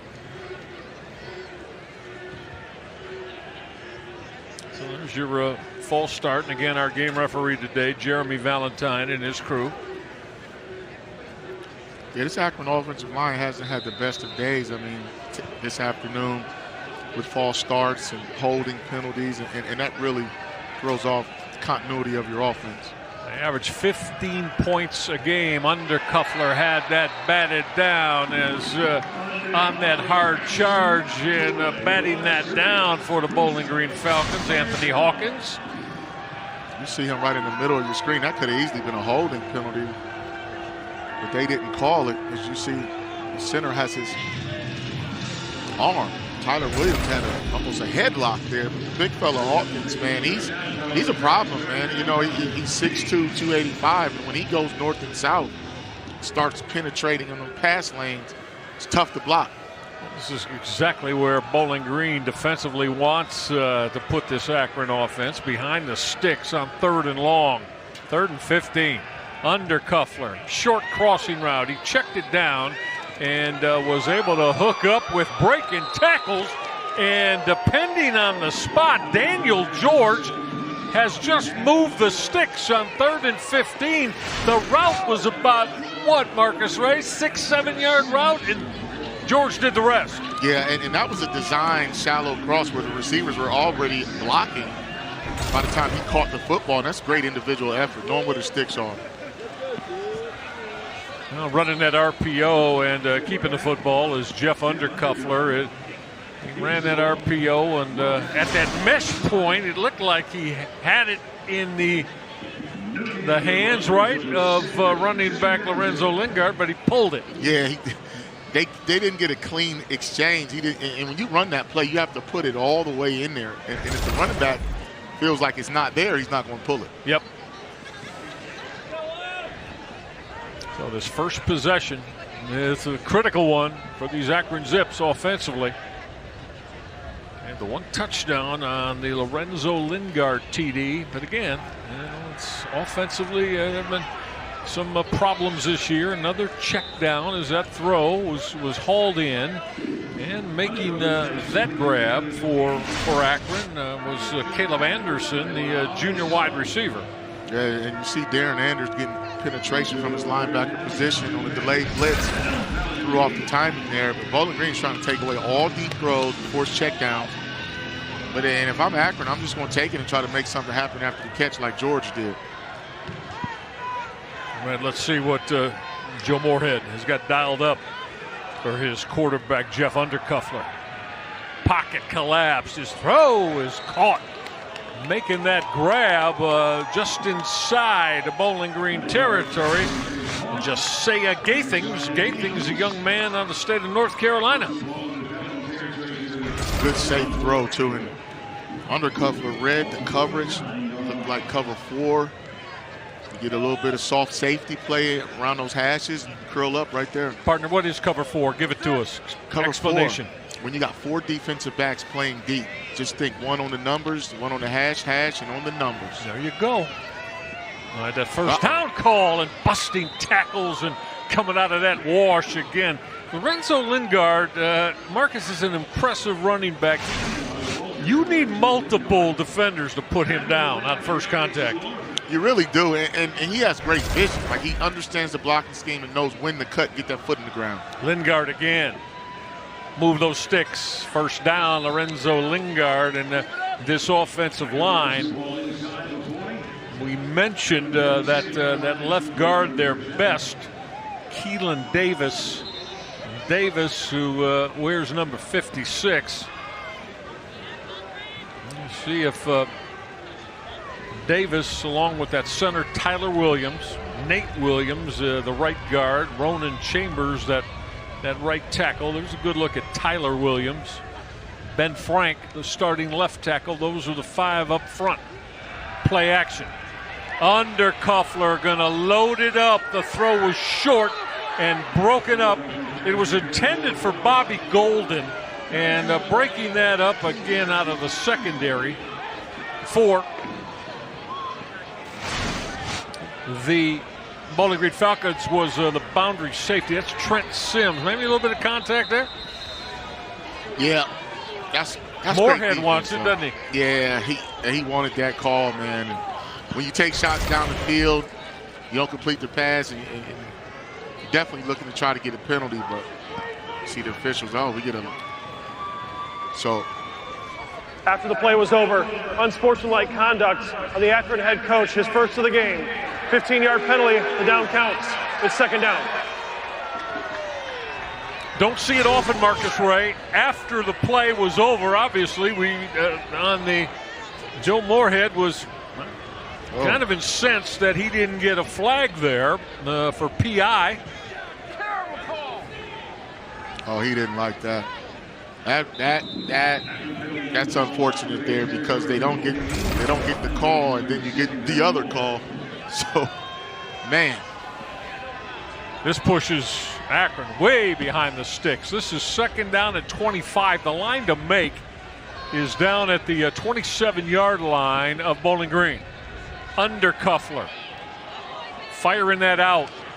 Too tall for his wide receiver, Daniel George, who wasn't able to bring that down. This is 3rd and 25. Well, Akron had a lot of momentum, too. I mean, they were driving the football, man, and getting first downs and probably getting ready to come up with an opportunity to get some points. Just, it's football, man. Like, those officials, man, tell you what, they make calls for you, against you. You got to play through it. And this is what Joe Moorhead was discussing with you and I as we talked to him this week. We'll enhance that in a moment. 3rd and 25. Undercuffler's going to fire the out. So they took that shallow crossing route. Alex Adams, there's Adams who made the grab. Adams, one of their top receivers, kind of playing banged up a little bit, and they're going to have to punt the football away. Yeah, Bowling Green's only giving up check down routes there in 3rd and long, but Akron at least can get some field position back for their defense if they keep this ball out of the end zone. But they really had a solid drive going before that penalty.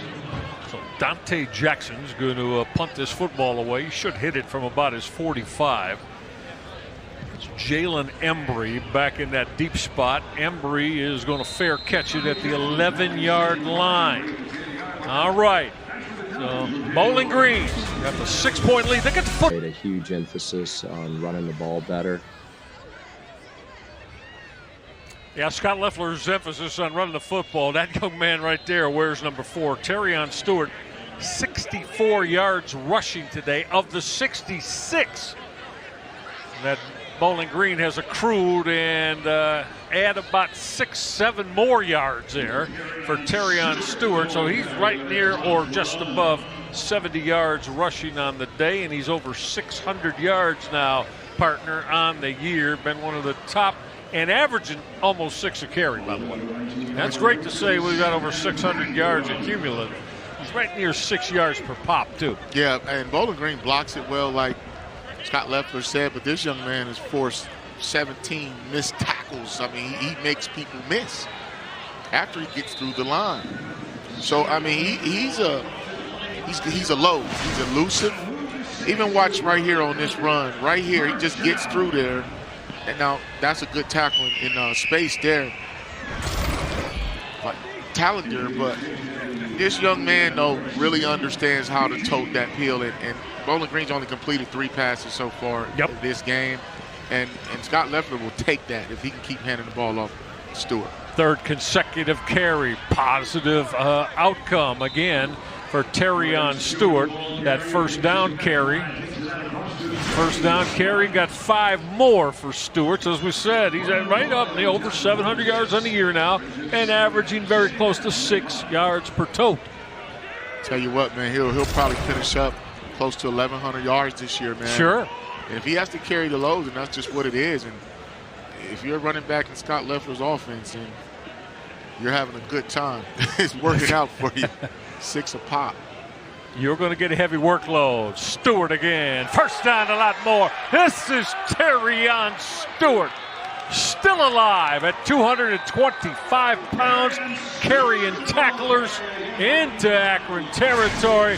Another big gain for Terrion Stewart. Oh, that's a great block inside there. Good run. Now, mind you, he did this to Buffalo. He did it to Georgia Tech. And this is just what Bowling Green's offensive identity is. As you see, Darian Lewis coming in there trying to strip that ball out. But this young man, once he starts heating up, it could be a long day for you. Now Stewart's going to get the football, or check that. That throw is hauled in. And making that grab for Bowling Green, was that Jalen Embry that caught the football, or is that 0? No, it's 0. Yeah, that's Teron Keith. So Keith and that 8, the 0 and 8, when that jersey gets pushed up, looks quite a bit alike. I like the call there, too. I mean, out of split backs, you always got to be alert for Keith catching the ball out of the backfield, also running those sweeps and outside perimeter plays. Bowling Green is on the move. It started with Terrion Stewart. Now Teron Keith. Change of direction for Keith inside the 25. So Teron Keith, 190-pound junior. He's out of DeLand, Florida. He's currently the 2, the backup. Scott Leffler verified that this week to Terrion Stewart. You know how that 0 and that 8 is getting you? Yeah. It's Teron and Terrion. Yeah. Both of those good young running backs. Yeah, extremely young running backs. Off play action. Now that throw is going to be hauled in. Short game there, as making that catch was Harold Fannin, the tight end. But watch this takedown here. That's an outstanding tackle from Corey Thomas. Was that Tom? Yeah, it was. Thomas fella. made that hit. 6'4", at safety, 215. And that young man gets around the football. Former defensive end. Imagine that, moving from switching positions all the way to the back end. This is 3rd and 8. Now that throw is going to be hauled in. First down and some more. As you saw there, that throw from Connor Bazelak. And that catch was made, first one today, by Abdul Fatai Ibrahim. Ibrahim made the grab. First one today. Yeah, that's a nice job there. I like the play call, too. And give Bazelak some credit for being able to roll out to his left and square his shoulders and throw it down. So Bowling Green on the move. This long, time-consuming drive. That first down call going to be put to a stop Just beyond the line of scrimmage. Terrion Stewart with not much operating room there. Going to stay 2nd and 10. And if you're Akron's defense, you have to be alert for the quarterback run with Camden Orth, number 12, in that quarterback. He thought about pulling that football. He just didn't get a clean read off the defensive end. And Orth, that senior, started his career at Long Island University. Back to that RPO and a run pass option. Look at the shake. Terrion Stewart, he's in the house. Touchdown, Bowling Green. Absolutely sensational. Show the leg and take it away from Terrion Stewart for the Bowling Green quick 6. I'll tell you right now, just running a little, that's 1, 2, there's 3 guys that missed. And once he gets to that second level, man, you can forget about it. You can't arm tackle this kid. But the vision and the footwork is just there. I mean, some guys have it. You know? Partner, when we talked to Scott Loeffler about Terrion Stewart, the first thing he mentioned, not about Stewart's individual capabilities, which are plentiful, but Scott Loeffler told us he's a tremendous teammate without the football. Pass pro, classroom, whatever we need, Terrion Stewart is about the Bowling Green whole as a team. 27, Bowling Green on top.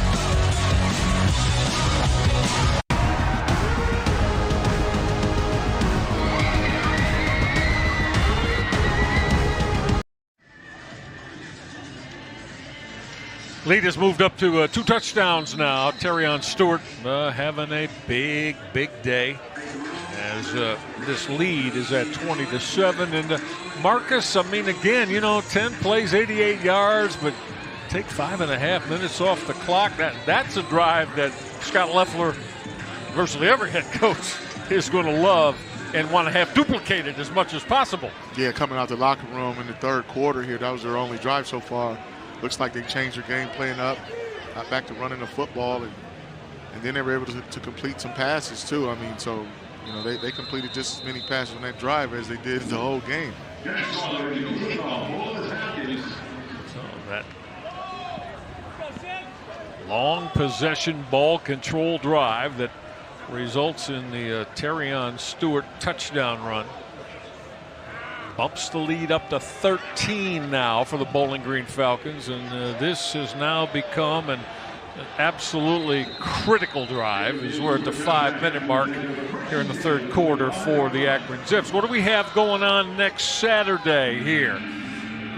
Marcus Ray and yours truly are going to be in Ypsilanti, Michigan. Looking forward to that as we'll watch the Western Michigan Broncos tangle with Chris Creighton and the Eastern Michigan Eagles. And of course, one of the big battles in the state of Ohio, Miami, is down in Athens to tangle with the Ohio Bobcats. That'll be a big one in the MAC East. Yeah, that's back-to-back big ones for Miami, taking on Toledo today, then traveling to Athens. I mean, hey, make no mistake about it, man. If you're in this conference, you're going to have to win on the road if you're going to win a championship.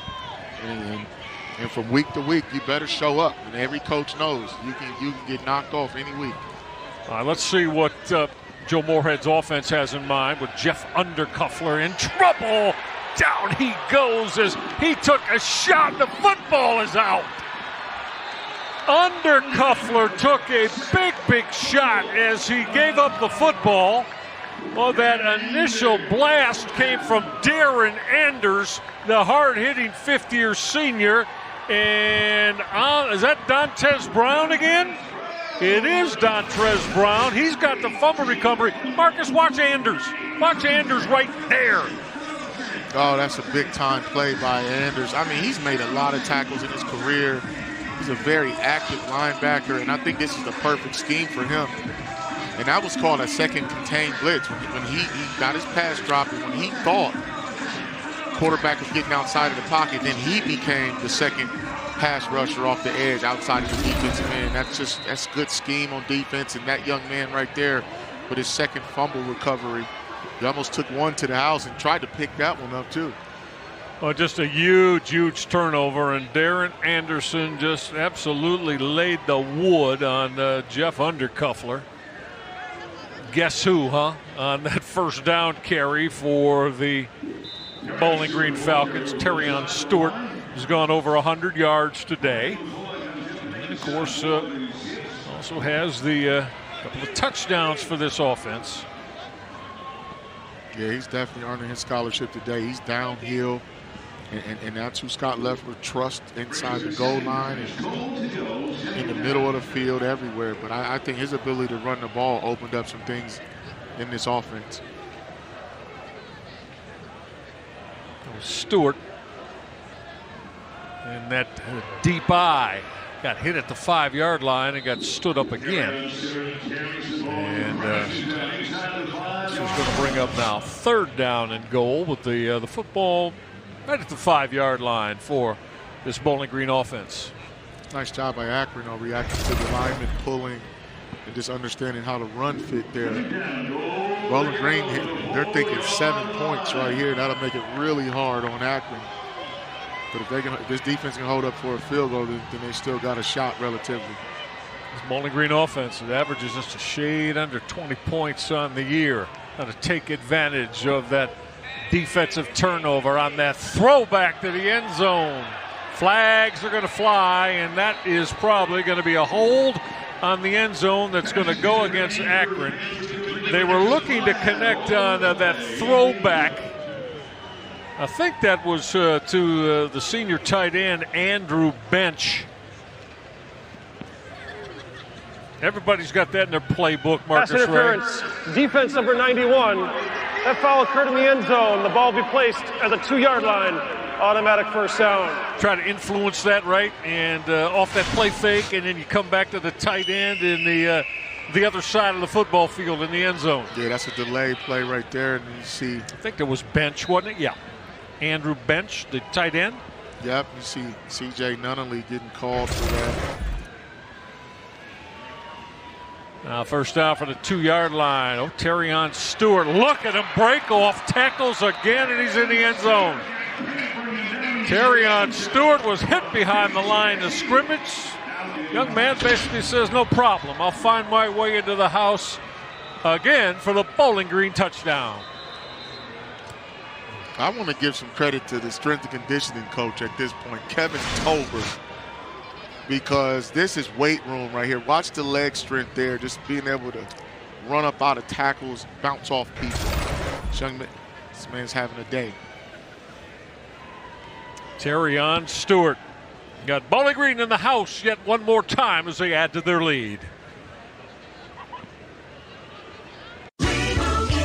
And 3 touchdowns sound. Of course, the rest of the team has total yards now. So this has all been about Terrion Stewart. We kind of got an inkling from Scott Leffler that if they could get that offensive line all oiled up and ready to roll, that it would be a heavy workload afternoon for Stewart, and he's delivered.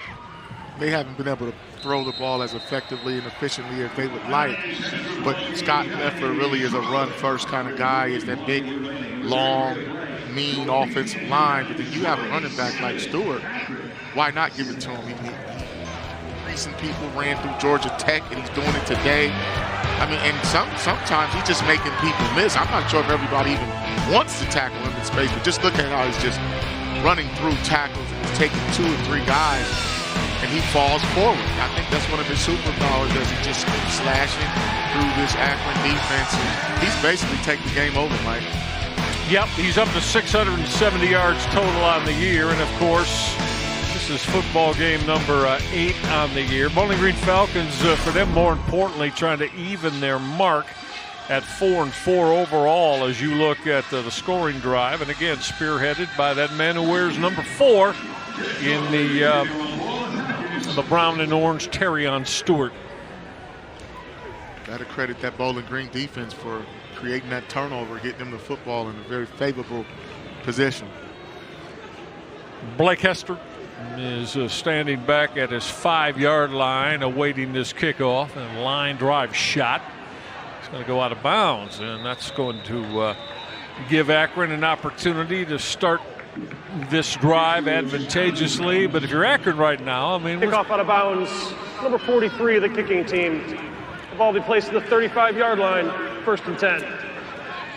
3:20 left in this third quarter, so still over 18 minutes left. But for Akron, offensively, it has been a challenge. And Marcus, they just haven't been able to put together consistency. And that's Joe Moorhead was discussing that with us this week. Definitely, and they haven't found their rhythm.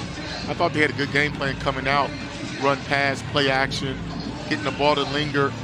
But now they're in a situation where they don't necessarily have to panic, but they do have to score. I mean, if you want to win this game, you can still win by 1 point if you just get 3 touchdowns and play some defense. Easier said than done versus a very disruptive Bowling Green defense. And it'll be with quarterback Jeff Undercuffler, and off play action, he'll deliver that first down throw. Let's see if a flag comes out there. It does not, as Undercuffler hit the throw to Daniel George. George was trying to say, wait a minute, didn't Husky hit me when I was out of bounds? Yeah, that was awfully close over there. Let's see, was he out of bounds? Yeah, but you know what? When he landed, and Husky was already on the move. Partner, how about the impact that Jalen Husky has had from his corner spot? Looking out, and Bowling Green is just absolutely running to the football with their front seven. Darren Anders, know this young man pretty well, Marcus Ray. Tell you more about it in a moment. That's a great play, man. But it's going to be hard to run side to side, east and west, against this athletic defense. You see Anders right there, 316 career tackles, tops amongst those, FBS, first team all conference 2 years ago. I mean, this guy, man, he understands the system, man. Really does. Well, this terrific young man, as I said, got to know him during his high school career. Undercuffler will check down and put the football in the hands of Drake Anderson. Back to Darren Anders. My son Cal, the Westlake program, played against Anders during their high school careers. And Anders is the type of young man, is always very complimentary. He said, you know, Mr. Rig, I like competing against your son. You know, just a young man to think about that. Charge timeout. Akron, 30 seconds. 16, 17 years old. Again, you know, we love talking to, you know, high school and college athletes, and the ones that, you know, are able to carry on those conversations with you. You know, Marcus, it means a lot. So this young man, again, and, you know, I root for a young man like that because, you know, you know him, you get to see them and meet them when they're 14, 15 years old as a high school player, and then see their entire development, not just as a football player, but as a young man. Love it. Oh, you love it. Gotta love it, man. He's graduating. He's going on to bigger and better things, man, but he's been a great story for Bowling Green and a staple of their defense. Yeah, he has. And, you know, he's one of the top linebackers in the Mid-American Conference. And when we asked Joe Moorhead about it, the Akron head coach, he said it's real simple. Their defense runs through him. Everything that Akron does, Bowling Green does defensively starts with him. Undercuffler's throw. It was off the hands of his receiver, and it's picked off. Bowling Green has got another INT, and coming up with that pick for the Bowling Green Falcons once again today. On that INT for Bowling Green, Trent Sims. Sims, the junior, the boundary safety out of nearby Toledo, Sylvania Northview High School. The one thing I'll tell you about interceptions, a lot of them come from tips and overthrows, as you see there. But that's a great job of concentrating, catching the football by Sims. That is his first interception of the season. And what I will tell you, I played on a great defense in 1997 at Michigan, led by Charles Woodson and all kind of other great guys. But turnovers become contagious.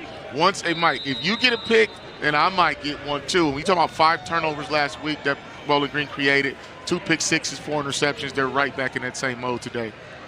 Well, completely understood. And Bowling Green now late third quarter, once again playing on the Akron side of the football field. As the first down carry went to Jason Patterson. So Patterson getting an opportunity here. He's a 215-pound junior running back, a Marcus out of Jacksonville, Florida. Yeah. First time we've seen him today. They call him JP. And I'll tell you what, man, he can burn. But that running back room at Bowling Green is awfully crowded, but it is talented. His 22nd carry of the year. Jason Patterson. Oh, look at the time in the pocket for Connor Blazak. And this throw will throw the football out of bounds. Blazak going to live to play another down here. It'll be 3rd and long. Nice coverage there by the Zips on the back end. Blazak, he can move around. Now, he may not be an option quarterback and all of that or dual threat, but he will hurt you with his legs. And he showed there he can escape pressure and take care of the football. Just don't throw it to the other team. That's all Scott Leffler was talking about, was Bowling Green taking care of the football, and they're a different team. Feels like they can play with anyone whenever they protect the football and don't have a bunch of penalties. Well, Scott Leffler told us he's been dealing with a leg injury and a hand injury. Didn't make his 6th start here today. Now we got whistles. First charge timeout. Bowling Green, 30 seconds. 32nd timeout here for Scott Leffler and his offense. But here late third quarter, Marcus Ray, Bowling Green obviously in a very, very good place. They're looking for their 4th win of the year to even their record. And, Scott Leffler is the one to say that, again, the MAC is so very, very difficult. We know that it is, but also we know, as we look at their remaining schedule, if they were to put this one in the win column today and they're up by 3 touchdowns, you're looking now. And then Ball State here at home, at Kent State, winnable football games if you're Scott Leffler and Bowling Green. And if that were to become fact and reality, that gets you to 6 wins on the year. Now they want more than that, but it does make you bowl eligible. Yeah, bowl eligible. That's huge. Helps in recruiting. Get those extra practices. And a fire middle, and that is hauled in. Touchdown, Harold Fannin Jr.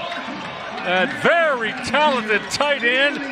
He took that rope of a throw from Connor Blazak, and Fannin took it to the end zone for the Bowling Green touchdown for Fannin, his 2nd TD catch of the year. That's the one thing about him. He's a matchup problem at 6'4" and 230 who can run on a Kent McKinley, as you stated earlier. It's a great call by Bowling Green, understanding the coverage. Akron there had a bust on the back end, and every time you see a guy running free down the middle, uncovered, there's some miscommunication there.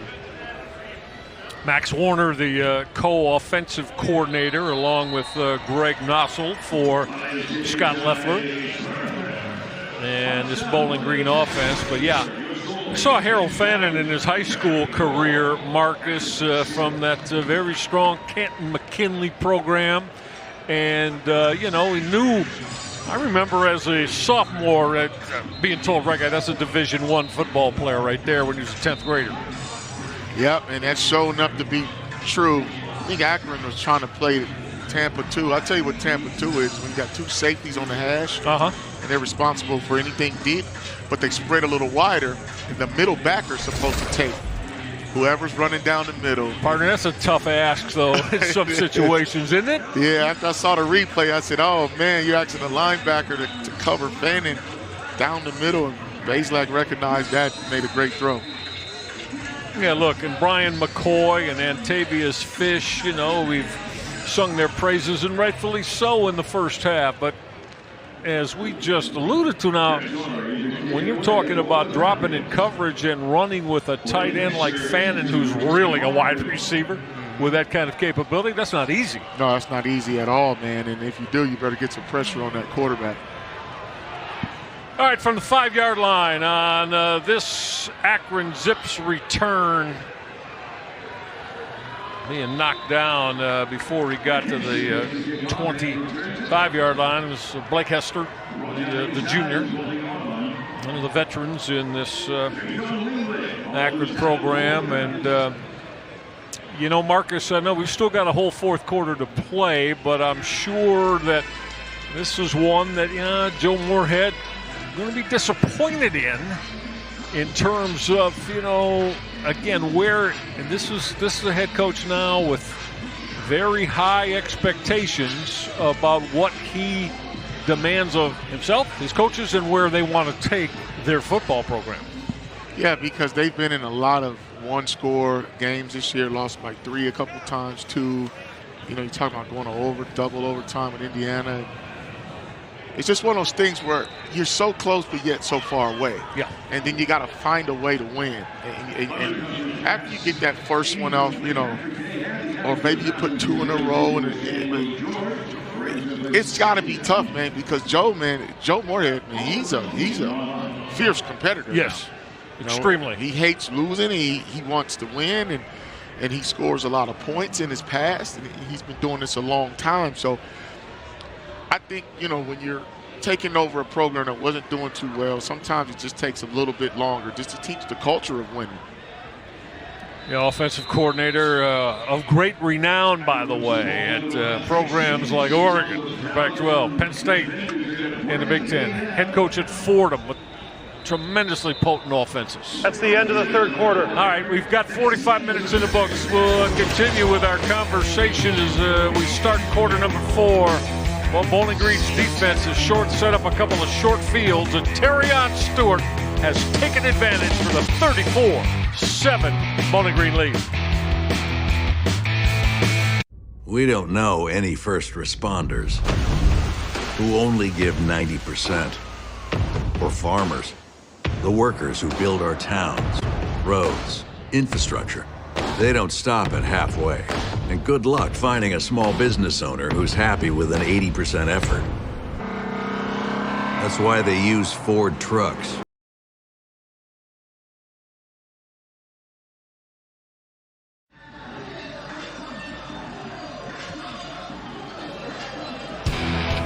Back inside North Berry Stadium, Bowling Green with this big lead, and it's been about creating 9 turnovers in the last 2 games, Marcus Ray, for this Bowling Green defense. Yeah, and everyone, you see Ferguson there, they even blocked punts and ran one back last week. You just see this defense, man, they fly around. There's that man Husky again, and you just see tips, overthrows. This defense is very productive and disruptive. And you're looking at today's game. Once again, they're getting to the quarterback, and the football is coming out. They are separating the man from the football. You see Anders, him getting the strip sack, and your boy Trent Sims, he tried to get busy after he picked that one off. So you're talking 9 turnovers in 2 weeks. That's something spectacular going on defensively. Kudos to the Falcons. A lot of getting busy, huh? Yeah. No doubt about that. This is 3rd and 10. Undercuffler's going to check down. That's going to be a first down as Akron's going to get the sticks moved as Undercuffler indeed did check down. Bobby Golden, he's a sophomore out of Miami. He made the catch and in enough for that first down. As we take a look at Jeff Undercuffler, a lot of his throws have been high today, Marcus. Almost like a baseball pitcher. Anything with the throwing motion that you're seeing today from Jeff Undercuffler that maybe he's got to make some adjustments on, because most incompletions are high overthrows. Yeah, I think it started off with the weather, and then I just think it came from the pressure that he started seeing from this defense. Put that one in a crowd, and it was broken up. It was intended for his wide receiver Daniel George, and breaking that up, Patrick Day, the boundary safety. That's good protection there by the offensive line. They just haven't been able to get too much separation from this Falcons secondary, and then they're mixing up their blitzes. And when they zone blitz, which just means they play zone and they just add some pressure to it, whether it's a 5-man blitz instead of a 4-man rush, they know how to rotate and just understand where to be on the field. Undercuffler just 15 of 29 this afternoon for 176. Going to throw his 30th pass of the day, and that was broken up. You know, and a lot of these throws, when they're trying to hit something that extends the secondary, it's just it's kind of like by design, not to Josiah Gathings. Just put it up in the air and ask your wide receiver, Marcus, to go make a play for you. Yeah, that's called a 50-50 ball right there. And Gathings actually should have caught that.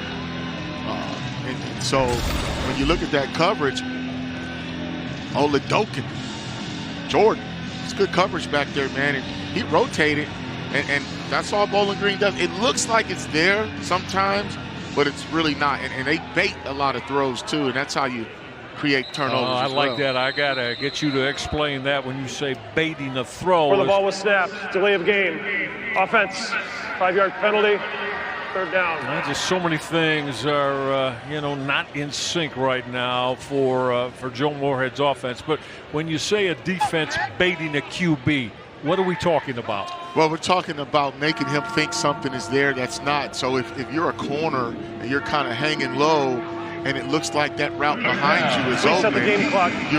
You're 14 minutes and 1 second. 14:01 on the game clock, please. You're making him think that that's a throw that's not there. It's like an illusion. It's like, go ahead. It's like putting the carrot in front of the donkey, man. Making him think it's there, but Quite an analogy, partner. Very good. Carrot in front of the donkey. Undercuffler's got to get out of the pocket. Bought some time and hit his throw. So buying time gave him an opportunity to find Adrian Norton. Norton is he's a true freshman.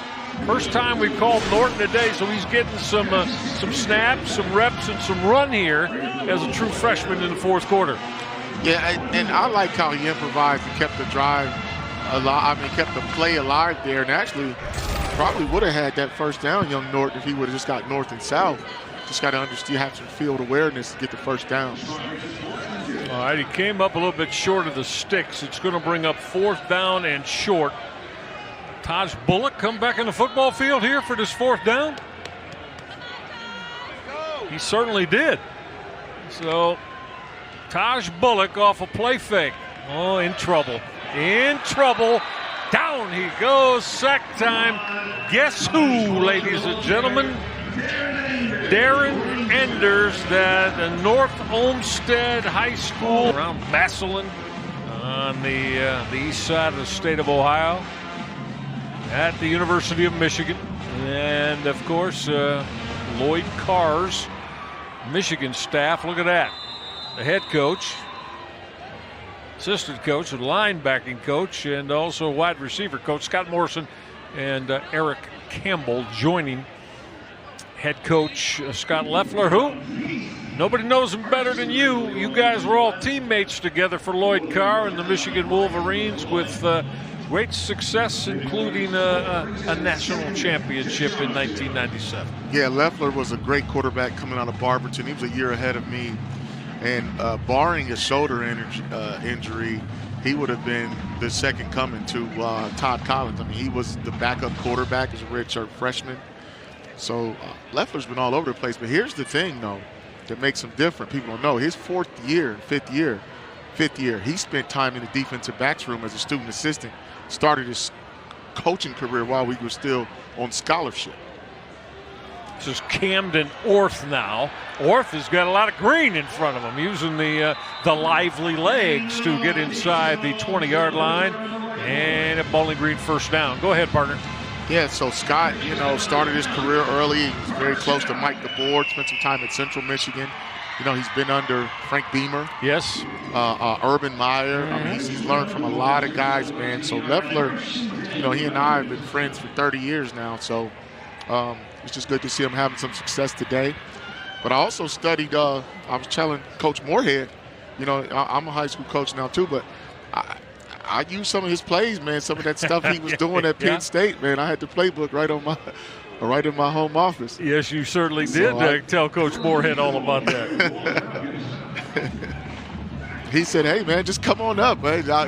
Didn't he? I'll send it to you. He invited us, didn't he? I'm telling you, man, he got some good stuff going on. But yeah, you know, I think what Leffler was trying to do when he came here was bring some of the old Michigan traditions and coaching philosophies from Lloyd and Coach Moeller. No question about that, yeah. So when you see at one point he had Jim Herman was down here, the former D coordinator. Cato June was here a year or two ago. And you see obviously Steve Morrison and Kevin Tolbert worked at Michigan in the strength and conditioning program under Mike Gittleson for a long time. So Scott's trying to have Michigan South, if you will, in the MAC.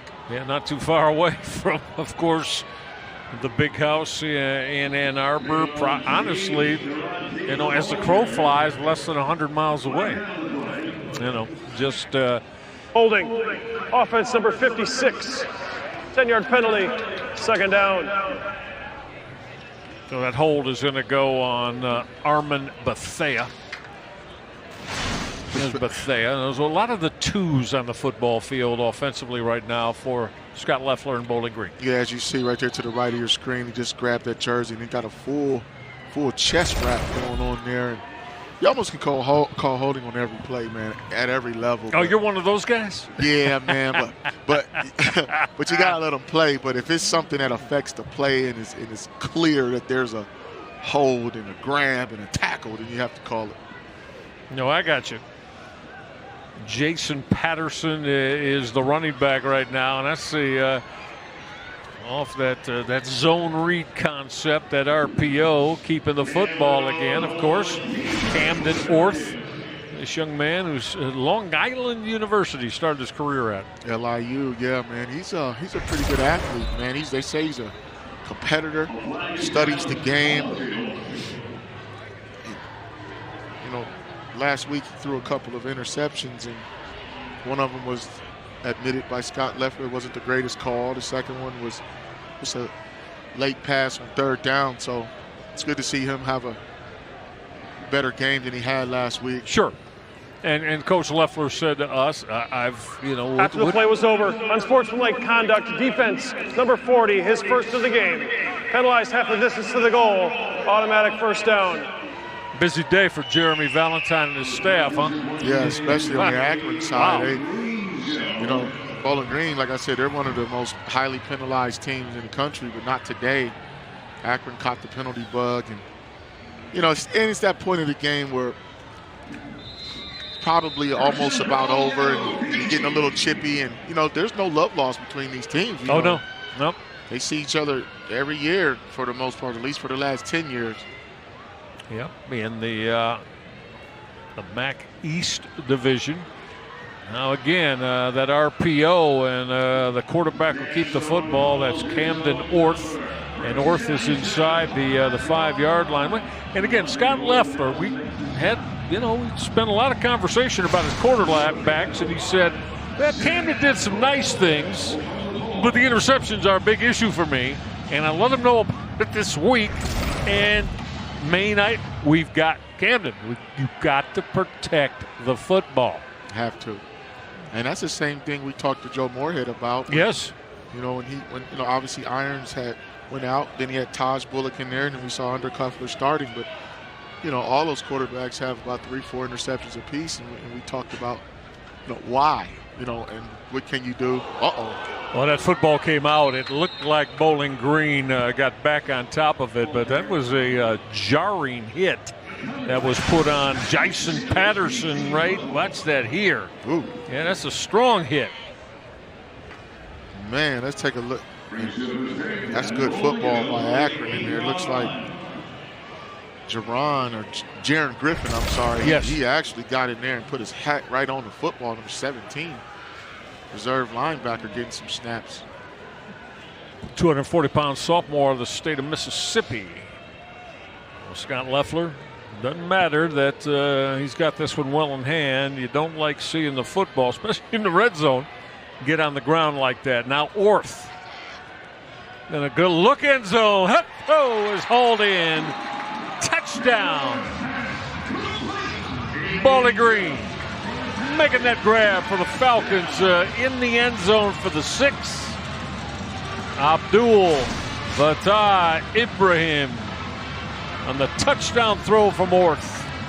Yes, it was a good play call because they ran a switch route, Mike. And you know what a switch route is? It's like crisscross. And those receivers, when they go make an X right in front of your face, and what Abraham did was curled right back around. They thought he was vacating his area, and he cut right back in there. That's a great play call. Alabama A&M transfer, and that is his second touchdown catch on the year for the 200-pounder, adding the PAT. Once again for Bowling Green, Alan Anaya Ibrahim puts 6 on the board for Bowling Green.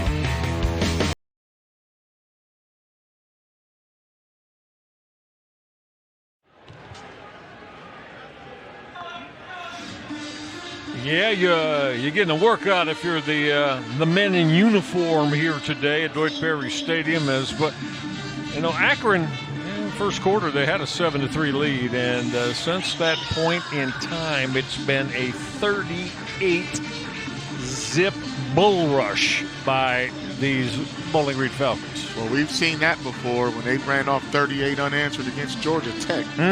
Bowling Green gets hot, man. I'll tell you right now. They get smoking hot. Now, when they're cold, they're cold. Yep. But when they get hot, on both sides of the ball, it's almost like they complement each other. Like if the defense is getting those turnovers, offense is obviously getting points off of it. But then when the offense starts rolling, and then it's like just one of those deals, man. But Akron showed some promise now, and just like that's what we talked about at the top of the show was the first quarter. Exactly. We talked, and they won that first quarter. I mean, they came out and again. Yeah. Now this is their 7th football game of the year. They've had a lead in now 5 first quarters. Didn't mean to interrupt you, partner. Go ahead. No, actually, he was making a great point. I was sitting there thinking like, when I was making sure I was saying what was right. They won the first quarter. I was just thinking like. They came out, they had the nice little swing pass out of the backfield, and Linger got going, and then the game just slowly started to get away from them. And it really didn't get away from them until the third quarter. And we showed the score by quarters on the graphics earlier. Bowling Green, 21 points in that third quarter. I think coming out of halftime, it started with those turnovers. When they started creating those turnovers, but Akron had that promising drive, though, too. Remember, they got down there about the 30-yard line, and then they shot themselves in the foot with the penalties. Yeah, they did. So now, offensively, they're going to get back at it, and they're going to go back to, now we've seen the 2 quarterbacks today. They're going to go back to Jeff Undercuffler, who connects with Daniel George on his first down throw. Yeah, that's one of their popular first down plays. You can either hand it off or you can throw the out cut. Some people throw a hitch out of that. So that's still a form of an RPO as well, but that's one of their plays that Coach Moorhead likes to run, keeps the defense honest on first down. All right, 2nd and 7 now. Yes, we are halfway through this 4th quarter. Undercuffler, but unfortunately, just been a lot of checkdowns. Got a late flag, and that's going to be a late hit that's going to go on Bowling Green after Daniel George made the grab. And we will once again hear from our game referee, Jeremy Valentine. Yeah, and I think they're going to take a look here at targeting. After the play was over, personal foul, unnecessary roughness, defense, 15-yard penalty, automatic first down. Okay. Then let's take a look here, right here. Oh, he wasn't down yet, but it's. I was thinking more that could have been a target, huh? Yeah, I was thinking. Or they could have looked at it anyway. That was Davian Mayo, middle linebacker, transferred from Memphis. But the forward progress had been stopped. You want to protect the players. It's safety first. Now from the 47-yard line, a lot of time. Undercuffler is going to take a shot. He had running free his tight end. Again, that is Newell. Jake Newell, the redshirt freshman out of the state of Oregon, began his career at Arizona State. And I believe, Marcus, as we looked at this, there's over 30 young men who are transfers started their career at another program, Division I, and now here as an Akron Zip. Yeah, that's the way of the world in college football is, you know, if you want to play somewhere else, you have that option to do so. Makes it hard on high school recruiting, though, too. When those guys get re-recruited. And you know what? The coaches that go shopping in the portal, they have to recruit their own players from leaving. Yeah. You have to. Sometimes you don't know who's going to be there from year to year, week to week. So the portal has definitely had an impact on college football. You know, Joe Moorhead, you know,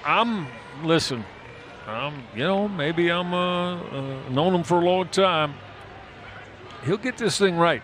Oh, he will. At the University of Akron. He's going to get it right. It's going to happen. He has been too successful ahead foot.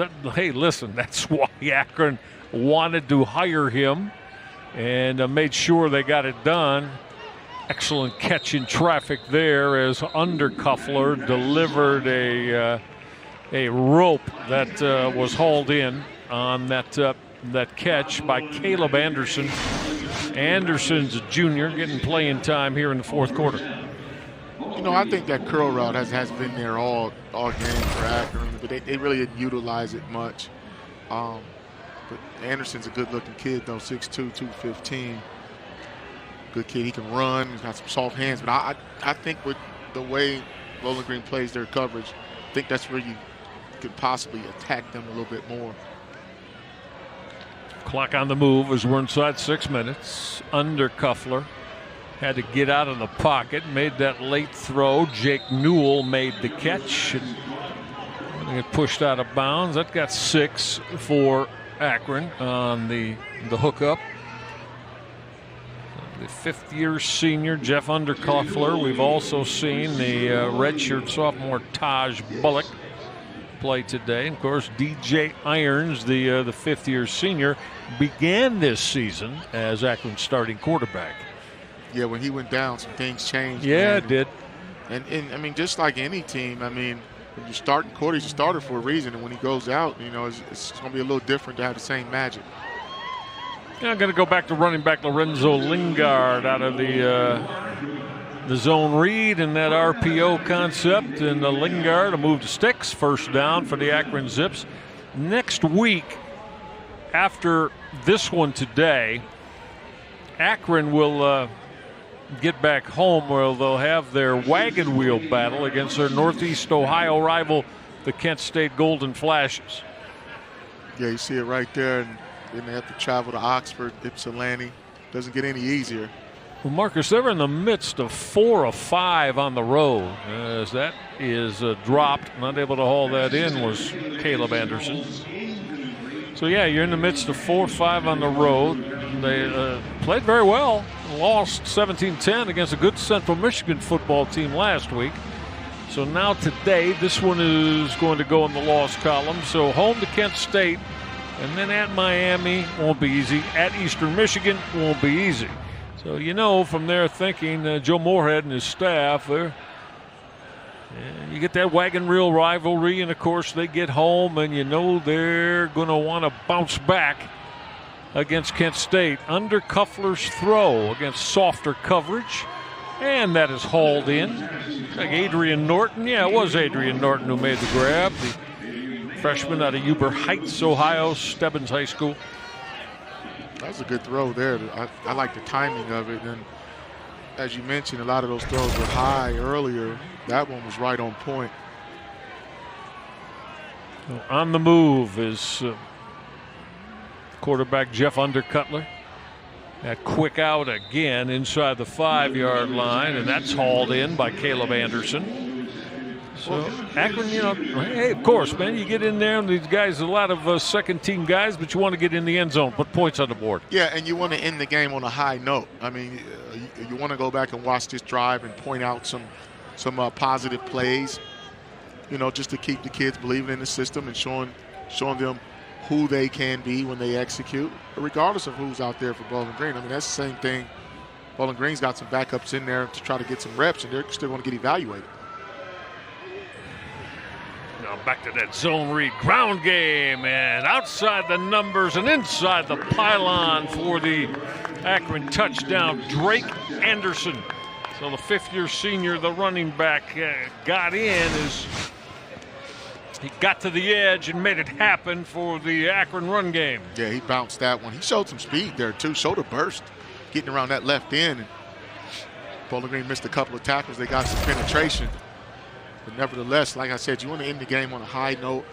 You want to, show some flashes of what could be. Still run the scheme. Well, Noah Perez looking to add the PAT.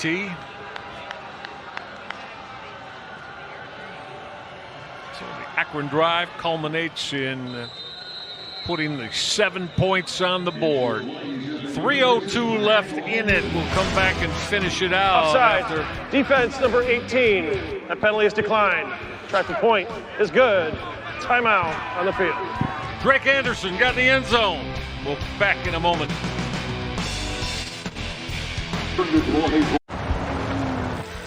You are not related. Quarter lead. What else is going on around the Mid-American Conference? Ooh, Marcus Ray. Good one down in Athens, Ohio. Tim Albin, his Ohio Bobcats got that 20-17 win. That's the only one that's a final. Buffalo's leading Kent State at the half, as you see, by 8. Ball State on top of Central Michigan. Good one going on in DeKalb. Eastern Michigan, Northern Illinois tied at 10. One of the two strong programs down in Oxford, Ohio. And Toledo's Rockets, Jason Candle and his squad have the lead over Chuck Martin and the Miami Redhawks, two outstanding MAC football programs. Yeah. All right, we'll be right back to tell you more about this 41-14 Bowling Green lead over Akron. You are not related. There's no ancestry connecting you. But look how similar you are. You work at it. You keep going. You may not be brothers and sisters, but if tough... Plant-powered mascara, called Cleantopia. 300% extreme lush volume with 100% plant cellulose fibers. Let's go to Cleantopia. New Lash Blast Cleantopia from CoverGirl. Strength of second half performance. Big time, for the Bowling Green Falcons today. 1 of 3 Terrion Stewart touchdown runs. 131 yards on the ground and 3 TDs today for this tremendously talented 225-pound sophomore out of Memphis, Tennessee. Yeah, you can see Bazelak getting into it, fanning in the mix. It's good to see Bowling Green get their air attack going. I think they had only thrown for 15 or so yards, man. When we were talking about this after the first half, turn around, they can light it up quick, man, and got some things going. I think Terrion Stewart's run game, his performance, really opened up some things in the throw game too. I mean, that defense, they just went bananas, man. They just started taking the ball away left and right. So as you see here, Scott Leffler has gone to his third quarterback today. This is Lucian Anderson. He's a true freshman. And Scott Leffler went into Athens, Georgia. So to get this young man, Georgia Bulldogs country down there. And Scott Leffler's maybe has his quarterback of the future here. Now running free outside the numbers. Back to the run game for the Bowling Green Falcons. That carry was from running back Jamel Johnson. He's a junior out of Frankfort, Illinois. First time we've seen him today. Yeah, he looked good on that run. That's good patience, nice, good blocking right there by the right side. And then he's a good-looking kid there, man. I told you that running back room at Bowling Green, it's thick, man. It is, and you see Lucian Anderson, the young man we told you about. So there are a lot of 3s, meaning third-teamers, and Marcus, even some 4s who are 4 on the depth chart here. And, this is, and coaches, hey, they love to get the opportunity to play, especially their young players that, again, most normally aren't going to get on the football field at game time. Yeah, I mean, anytime you get those guys in, it's a good deal, and they get some experience. And then, what you also do is you rest up your starters. You don't want to get anyone injured. You still got some important games coming up. There's that RPO again, and pulling the football out of the midsection of running back Jamel Johnson is this quarterback, Lucian Anderson III. Well, we just showed you him, true freshman. Well, you actually get 4 games to play as a. Yes. So, I mean, you know, you might see a few freshmen out there, and as a season, I really love that rule that you can play 4 games and not lose a year of eligibility as a freshman or any, you know. It's just one of those deals, man, because it's a long season. You don't want to burn a red shirt on one play or one series. No question about it, and another carry there for. That carry came from Chris Edmonds. The young man from nearby Toledo was a terrific running back for very strong Central Catholic High School program and schools in downtown Toledo. So Edmonds getting an opportunity. He's a true freshman. And, you know, Marcus, when you think about it, the top 2 quarterbacks here for this Bowling Green football team, right? Connor Bazelak and Camden Arth are both seniors. We're redshirt seniors. So with these young players getting opportunity, now Terrion Stewart is only a sophomore, so he's going to be back here next year. Yeah. After next year, who knows? With Stewart, the way he's going, it could be 3 years and then on to the NFL. Yeah, for him. If he keeps that up, man, and that's the end of the game. All about that. All right. Graduate, run the football, you never know. Scott Loeffler and Joe Moorhead come together, congratulate one another. This 60 minutes is in the books as a 41-14 Bowling Green win over Akron. So Marcus Ray, Bowling Green now evens their record at 4-4 on the year. Akron falls to 1-7 and still looking for their first MAC win. And Terrion Stewart, the young man who was absolutely phenomenal today. Yeah, had a slow start, but he picked up his pace, got his momentum going, picked up some great blocks, and I think Scott Loeffler and those guys figured out exactly what run plays they needed to run. 19 touches, 131 and 3 touchdowns. And he was a man amongst boys. It was tough to bring down in the goal line, open field. It didn't matter. He fell forward. Great day for that young man. Terrific Terrion. Well, as we mentioned, Marcus Ray, you said Kent State next week. For Bowling Green now, Ball State next week. So you see this possibly as a strong finish for head coach Scott Loeffler and his Bowling Green football team? I think so. I really think if you can play defense the way they played the last 2 weeks and then run the football, clean up the penalties, don't turn it over, Bowling Green is just as good as anybody in this conference. Akron will get back home next week against Kent State. That's going to do it for us. A resounding 41-14 Bowling Green win over the Akron Zips. Terrific job today by our producer, Gene Winters, our director, John Staley, and all of the terrific crew here that made it work for you on ESPN. Now from our partner, Marcus Ray, I'm Michael Regai. Hope you enjoyed it, everybody. We'll see you next week from Eastern Michigan. Bowling Green, a big winner.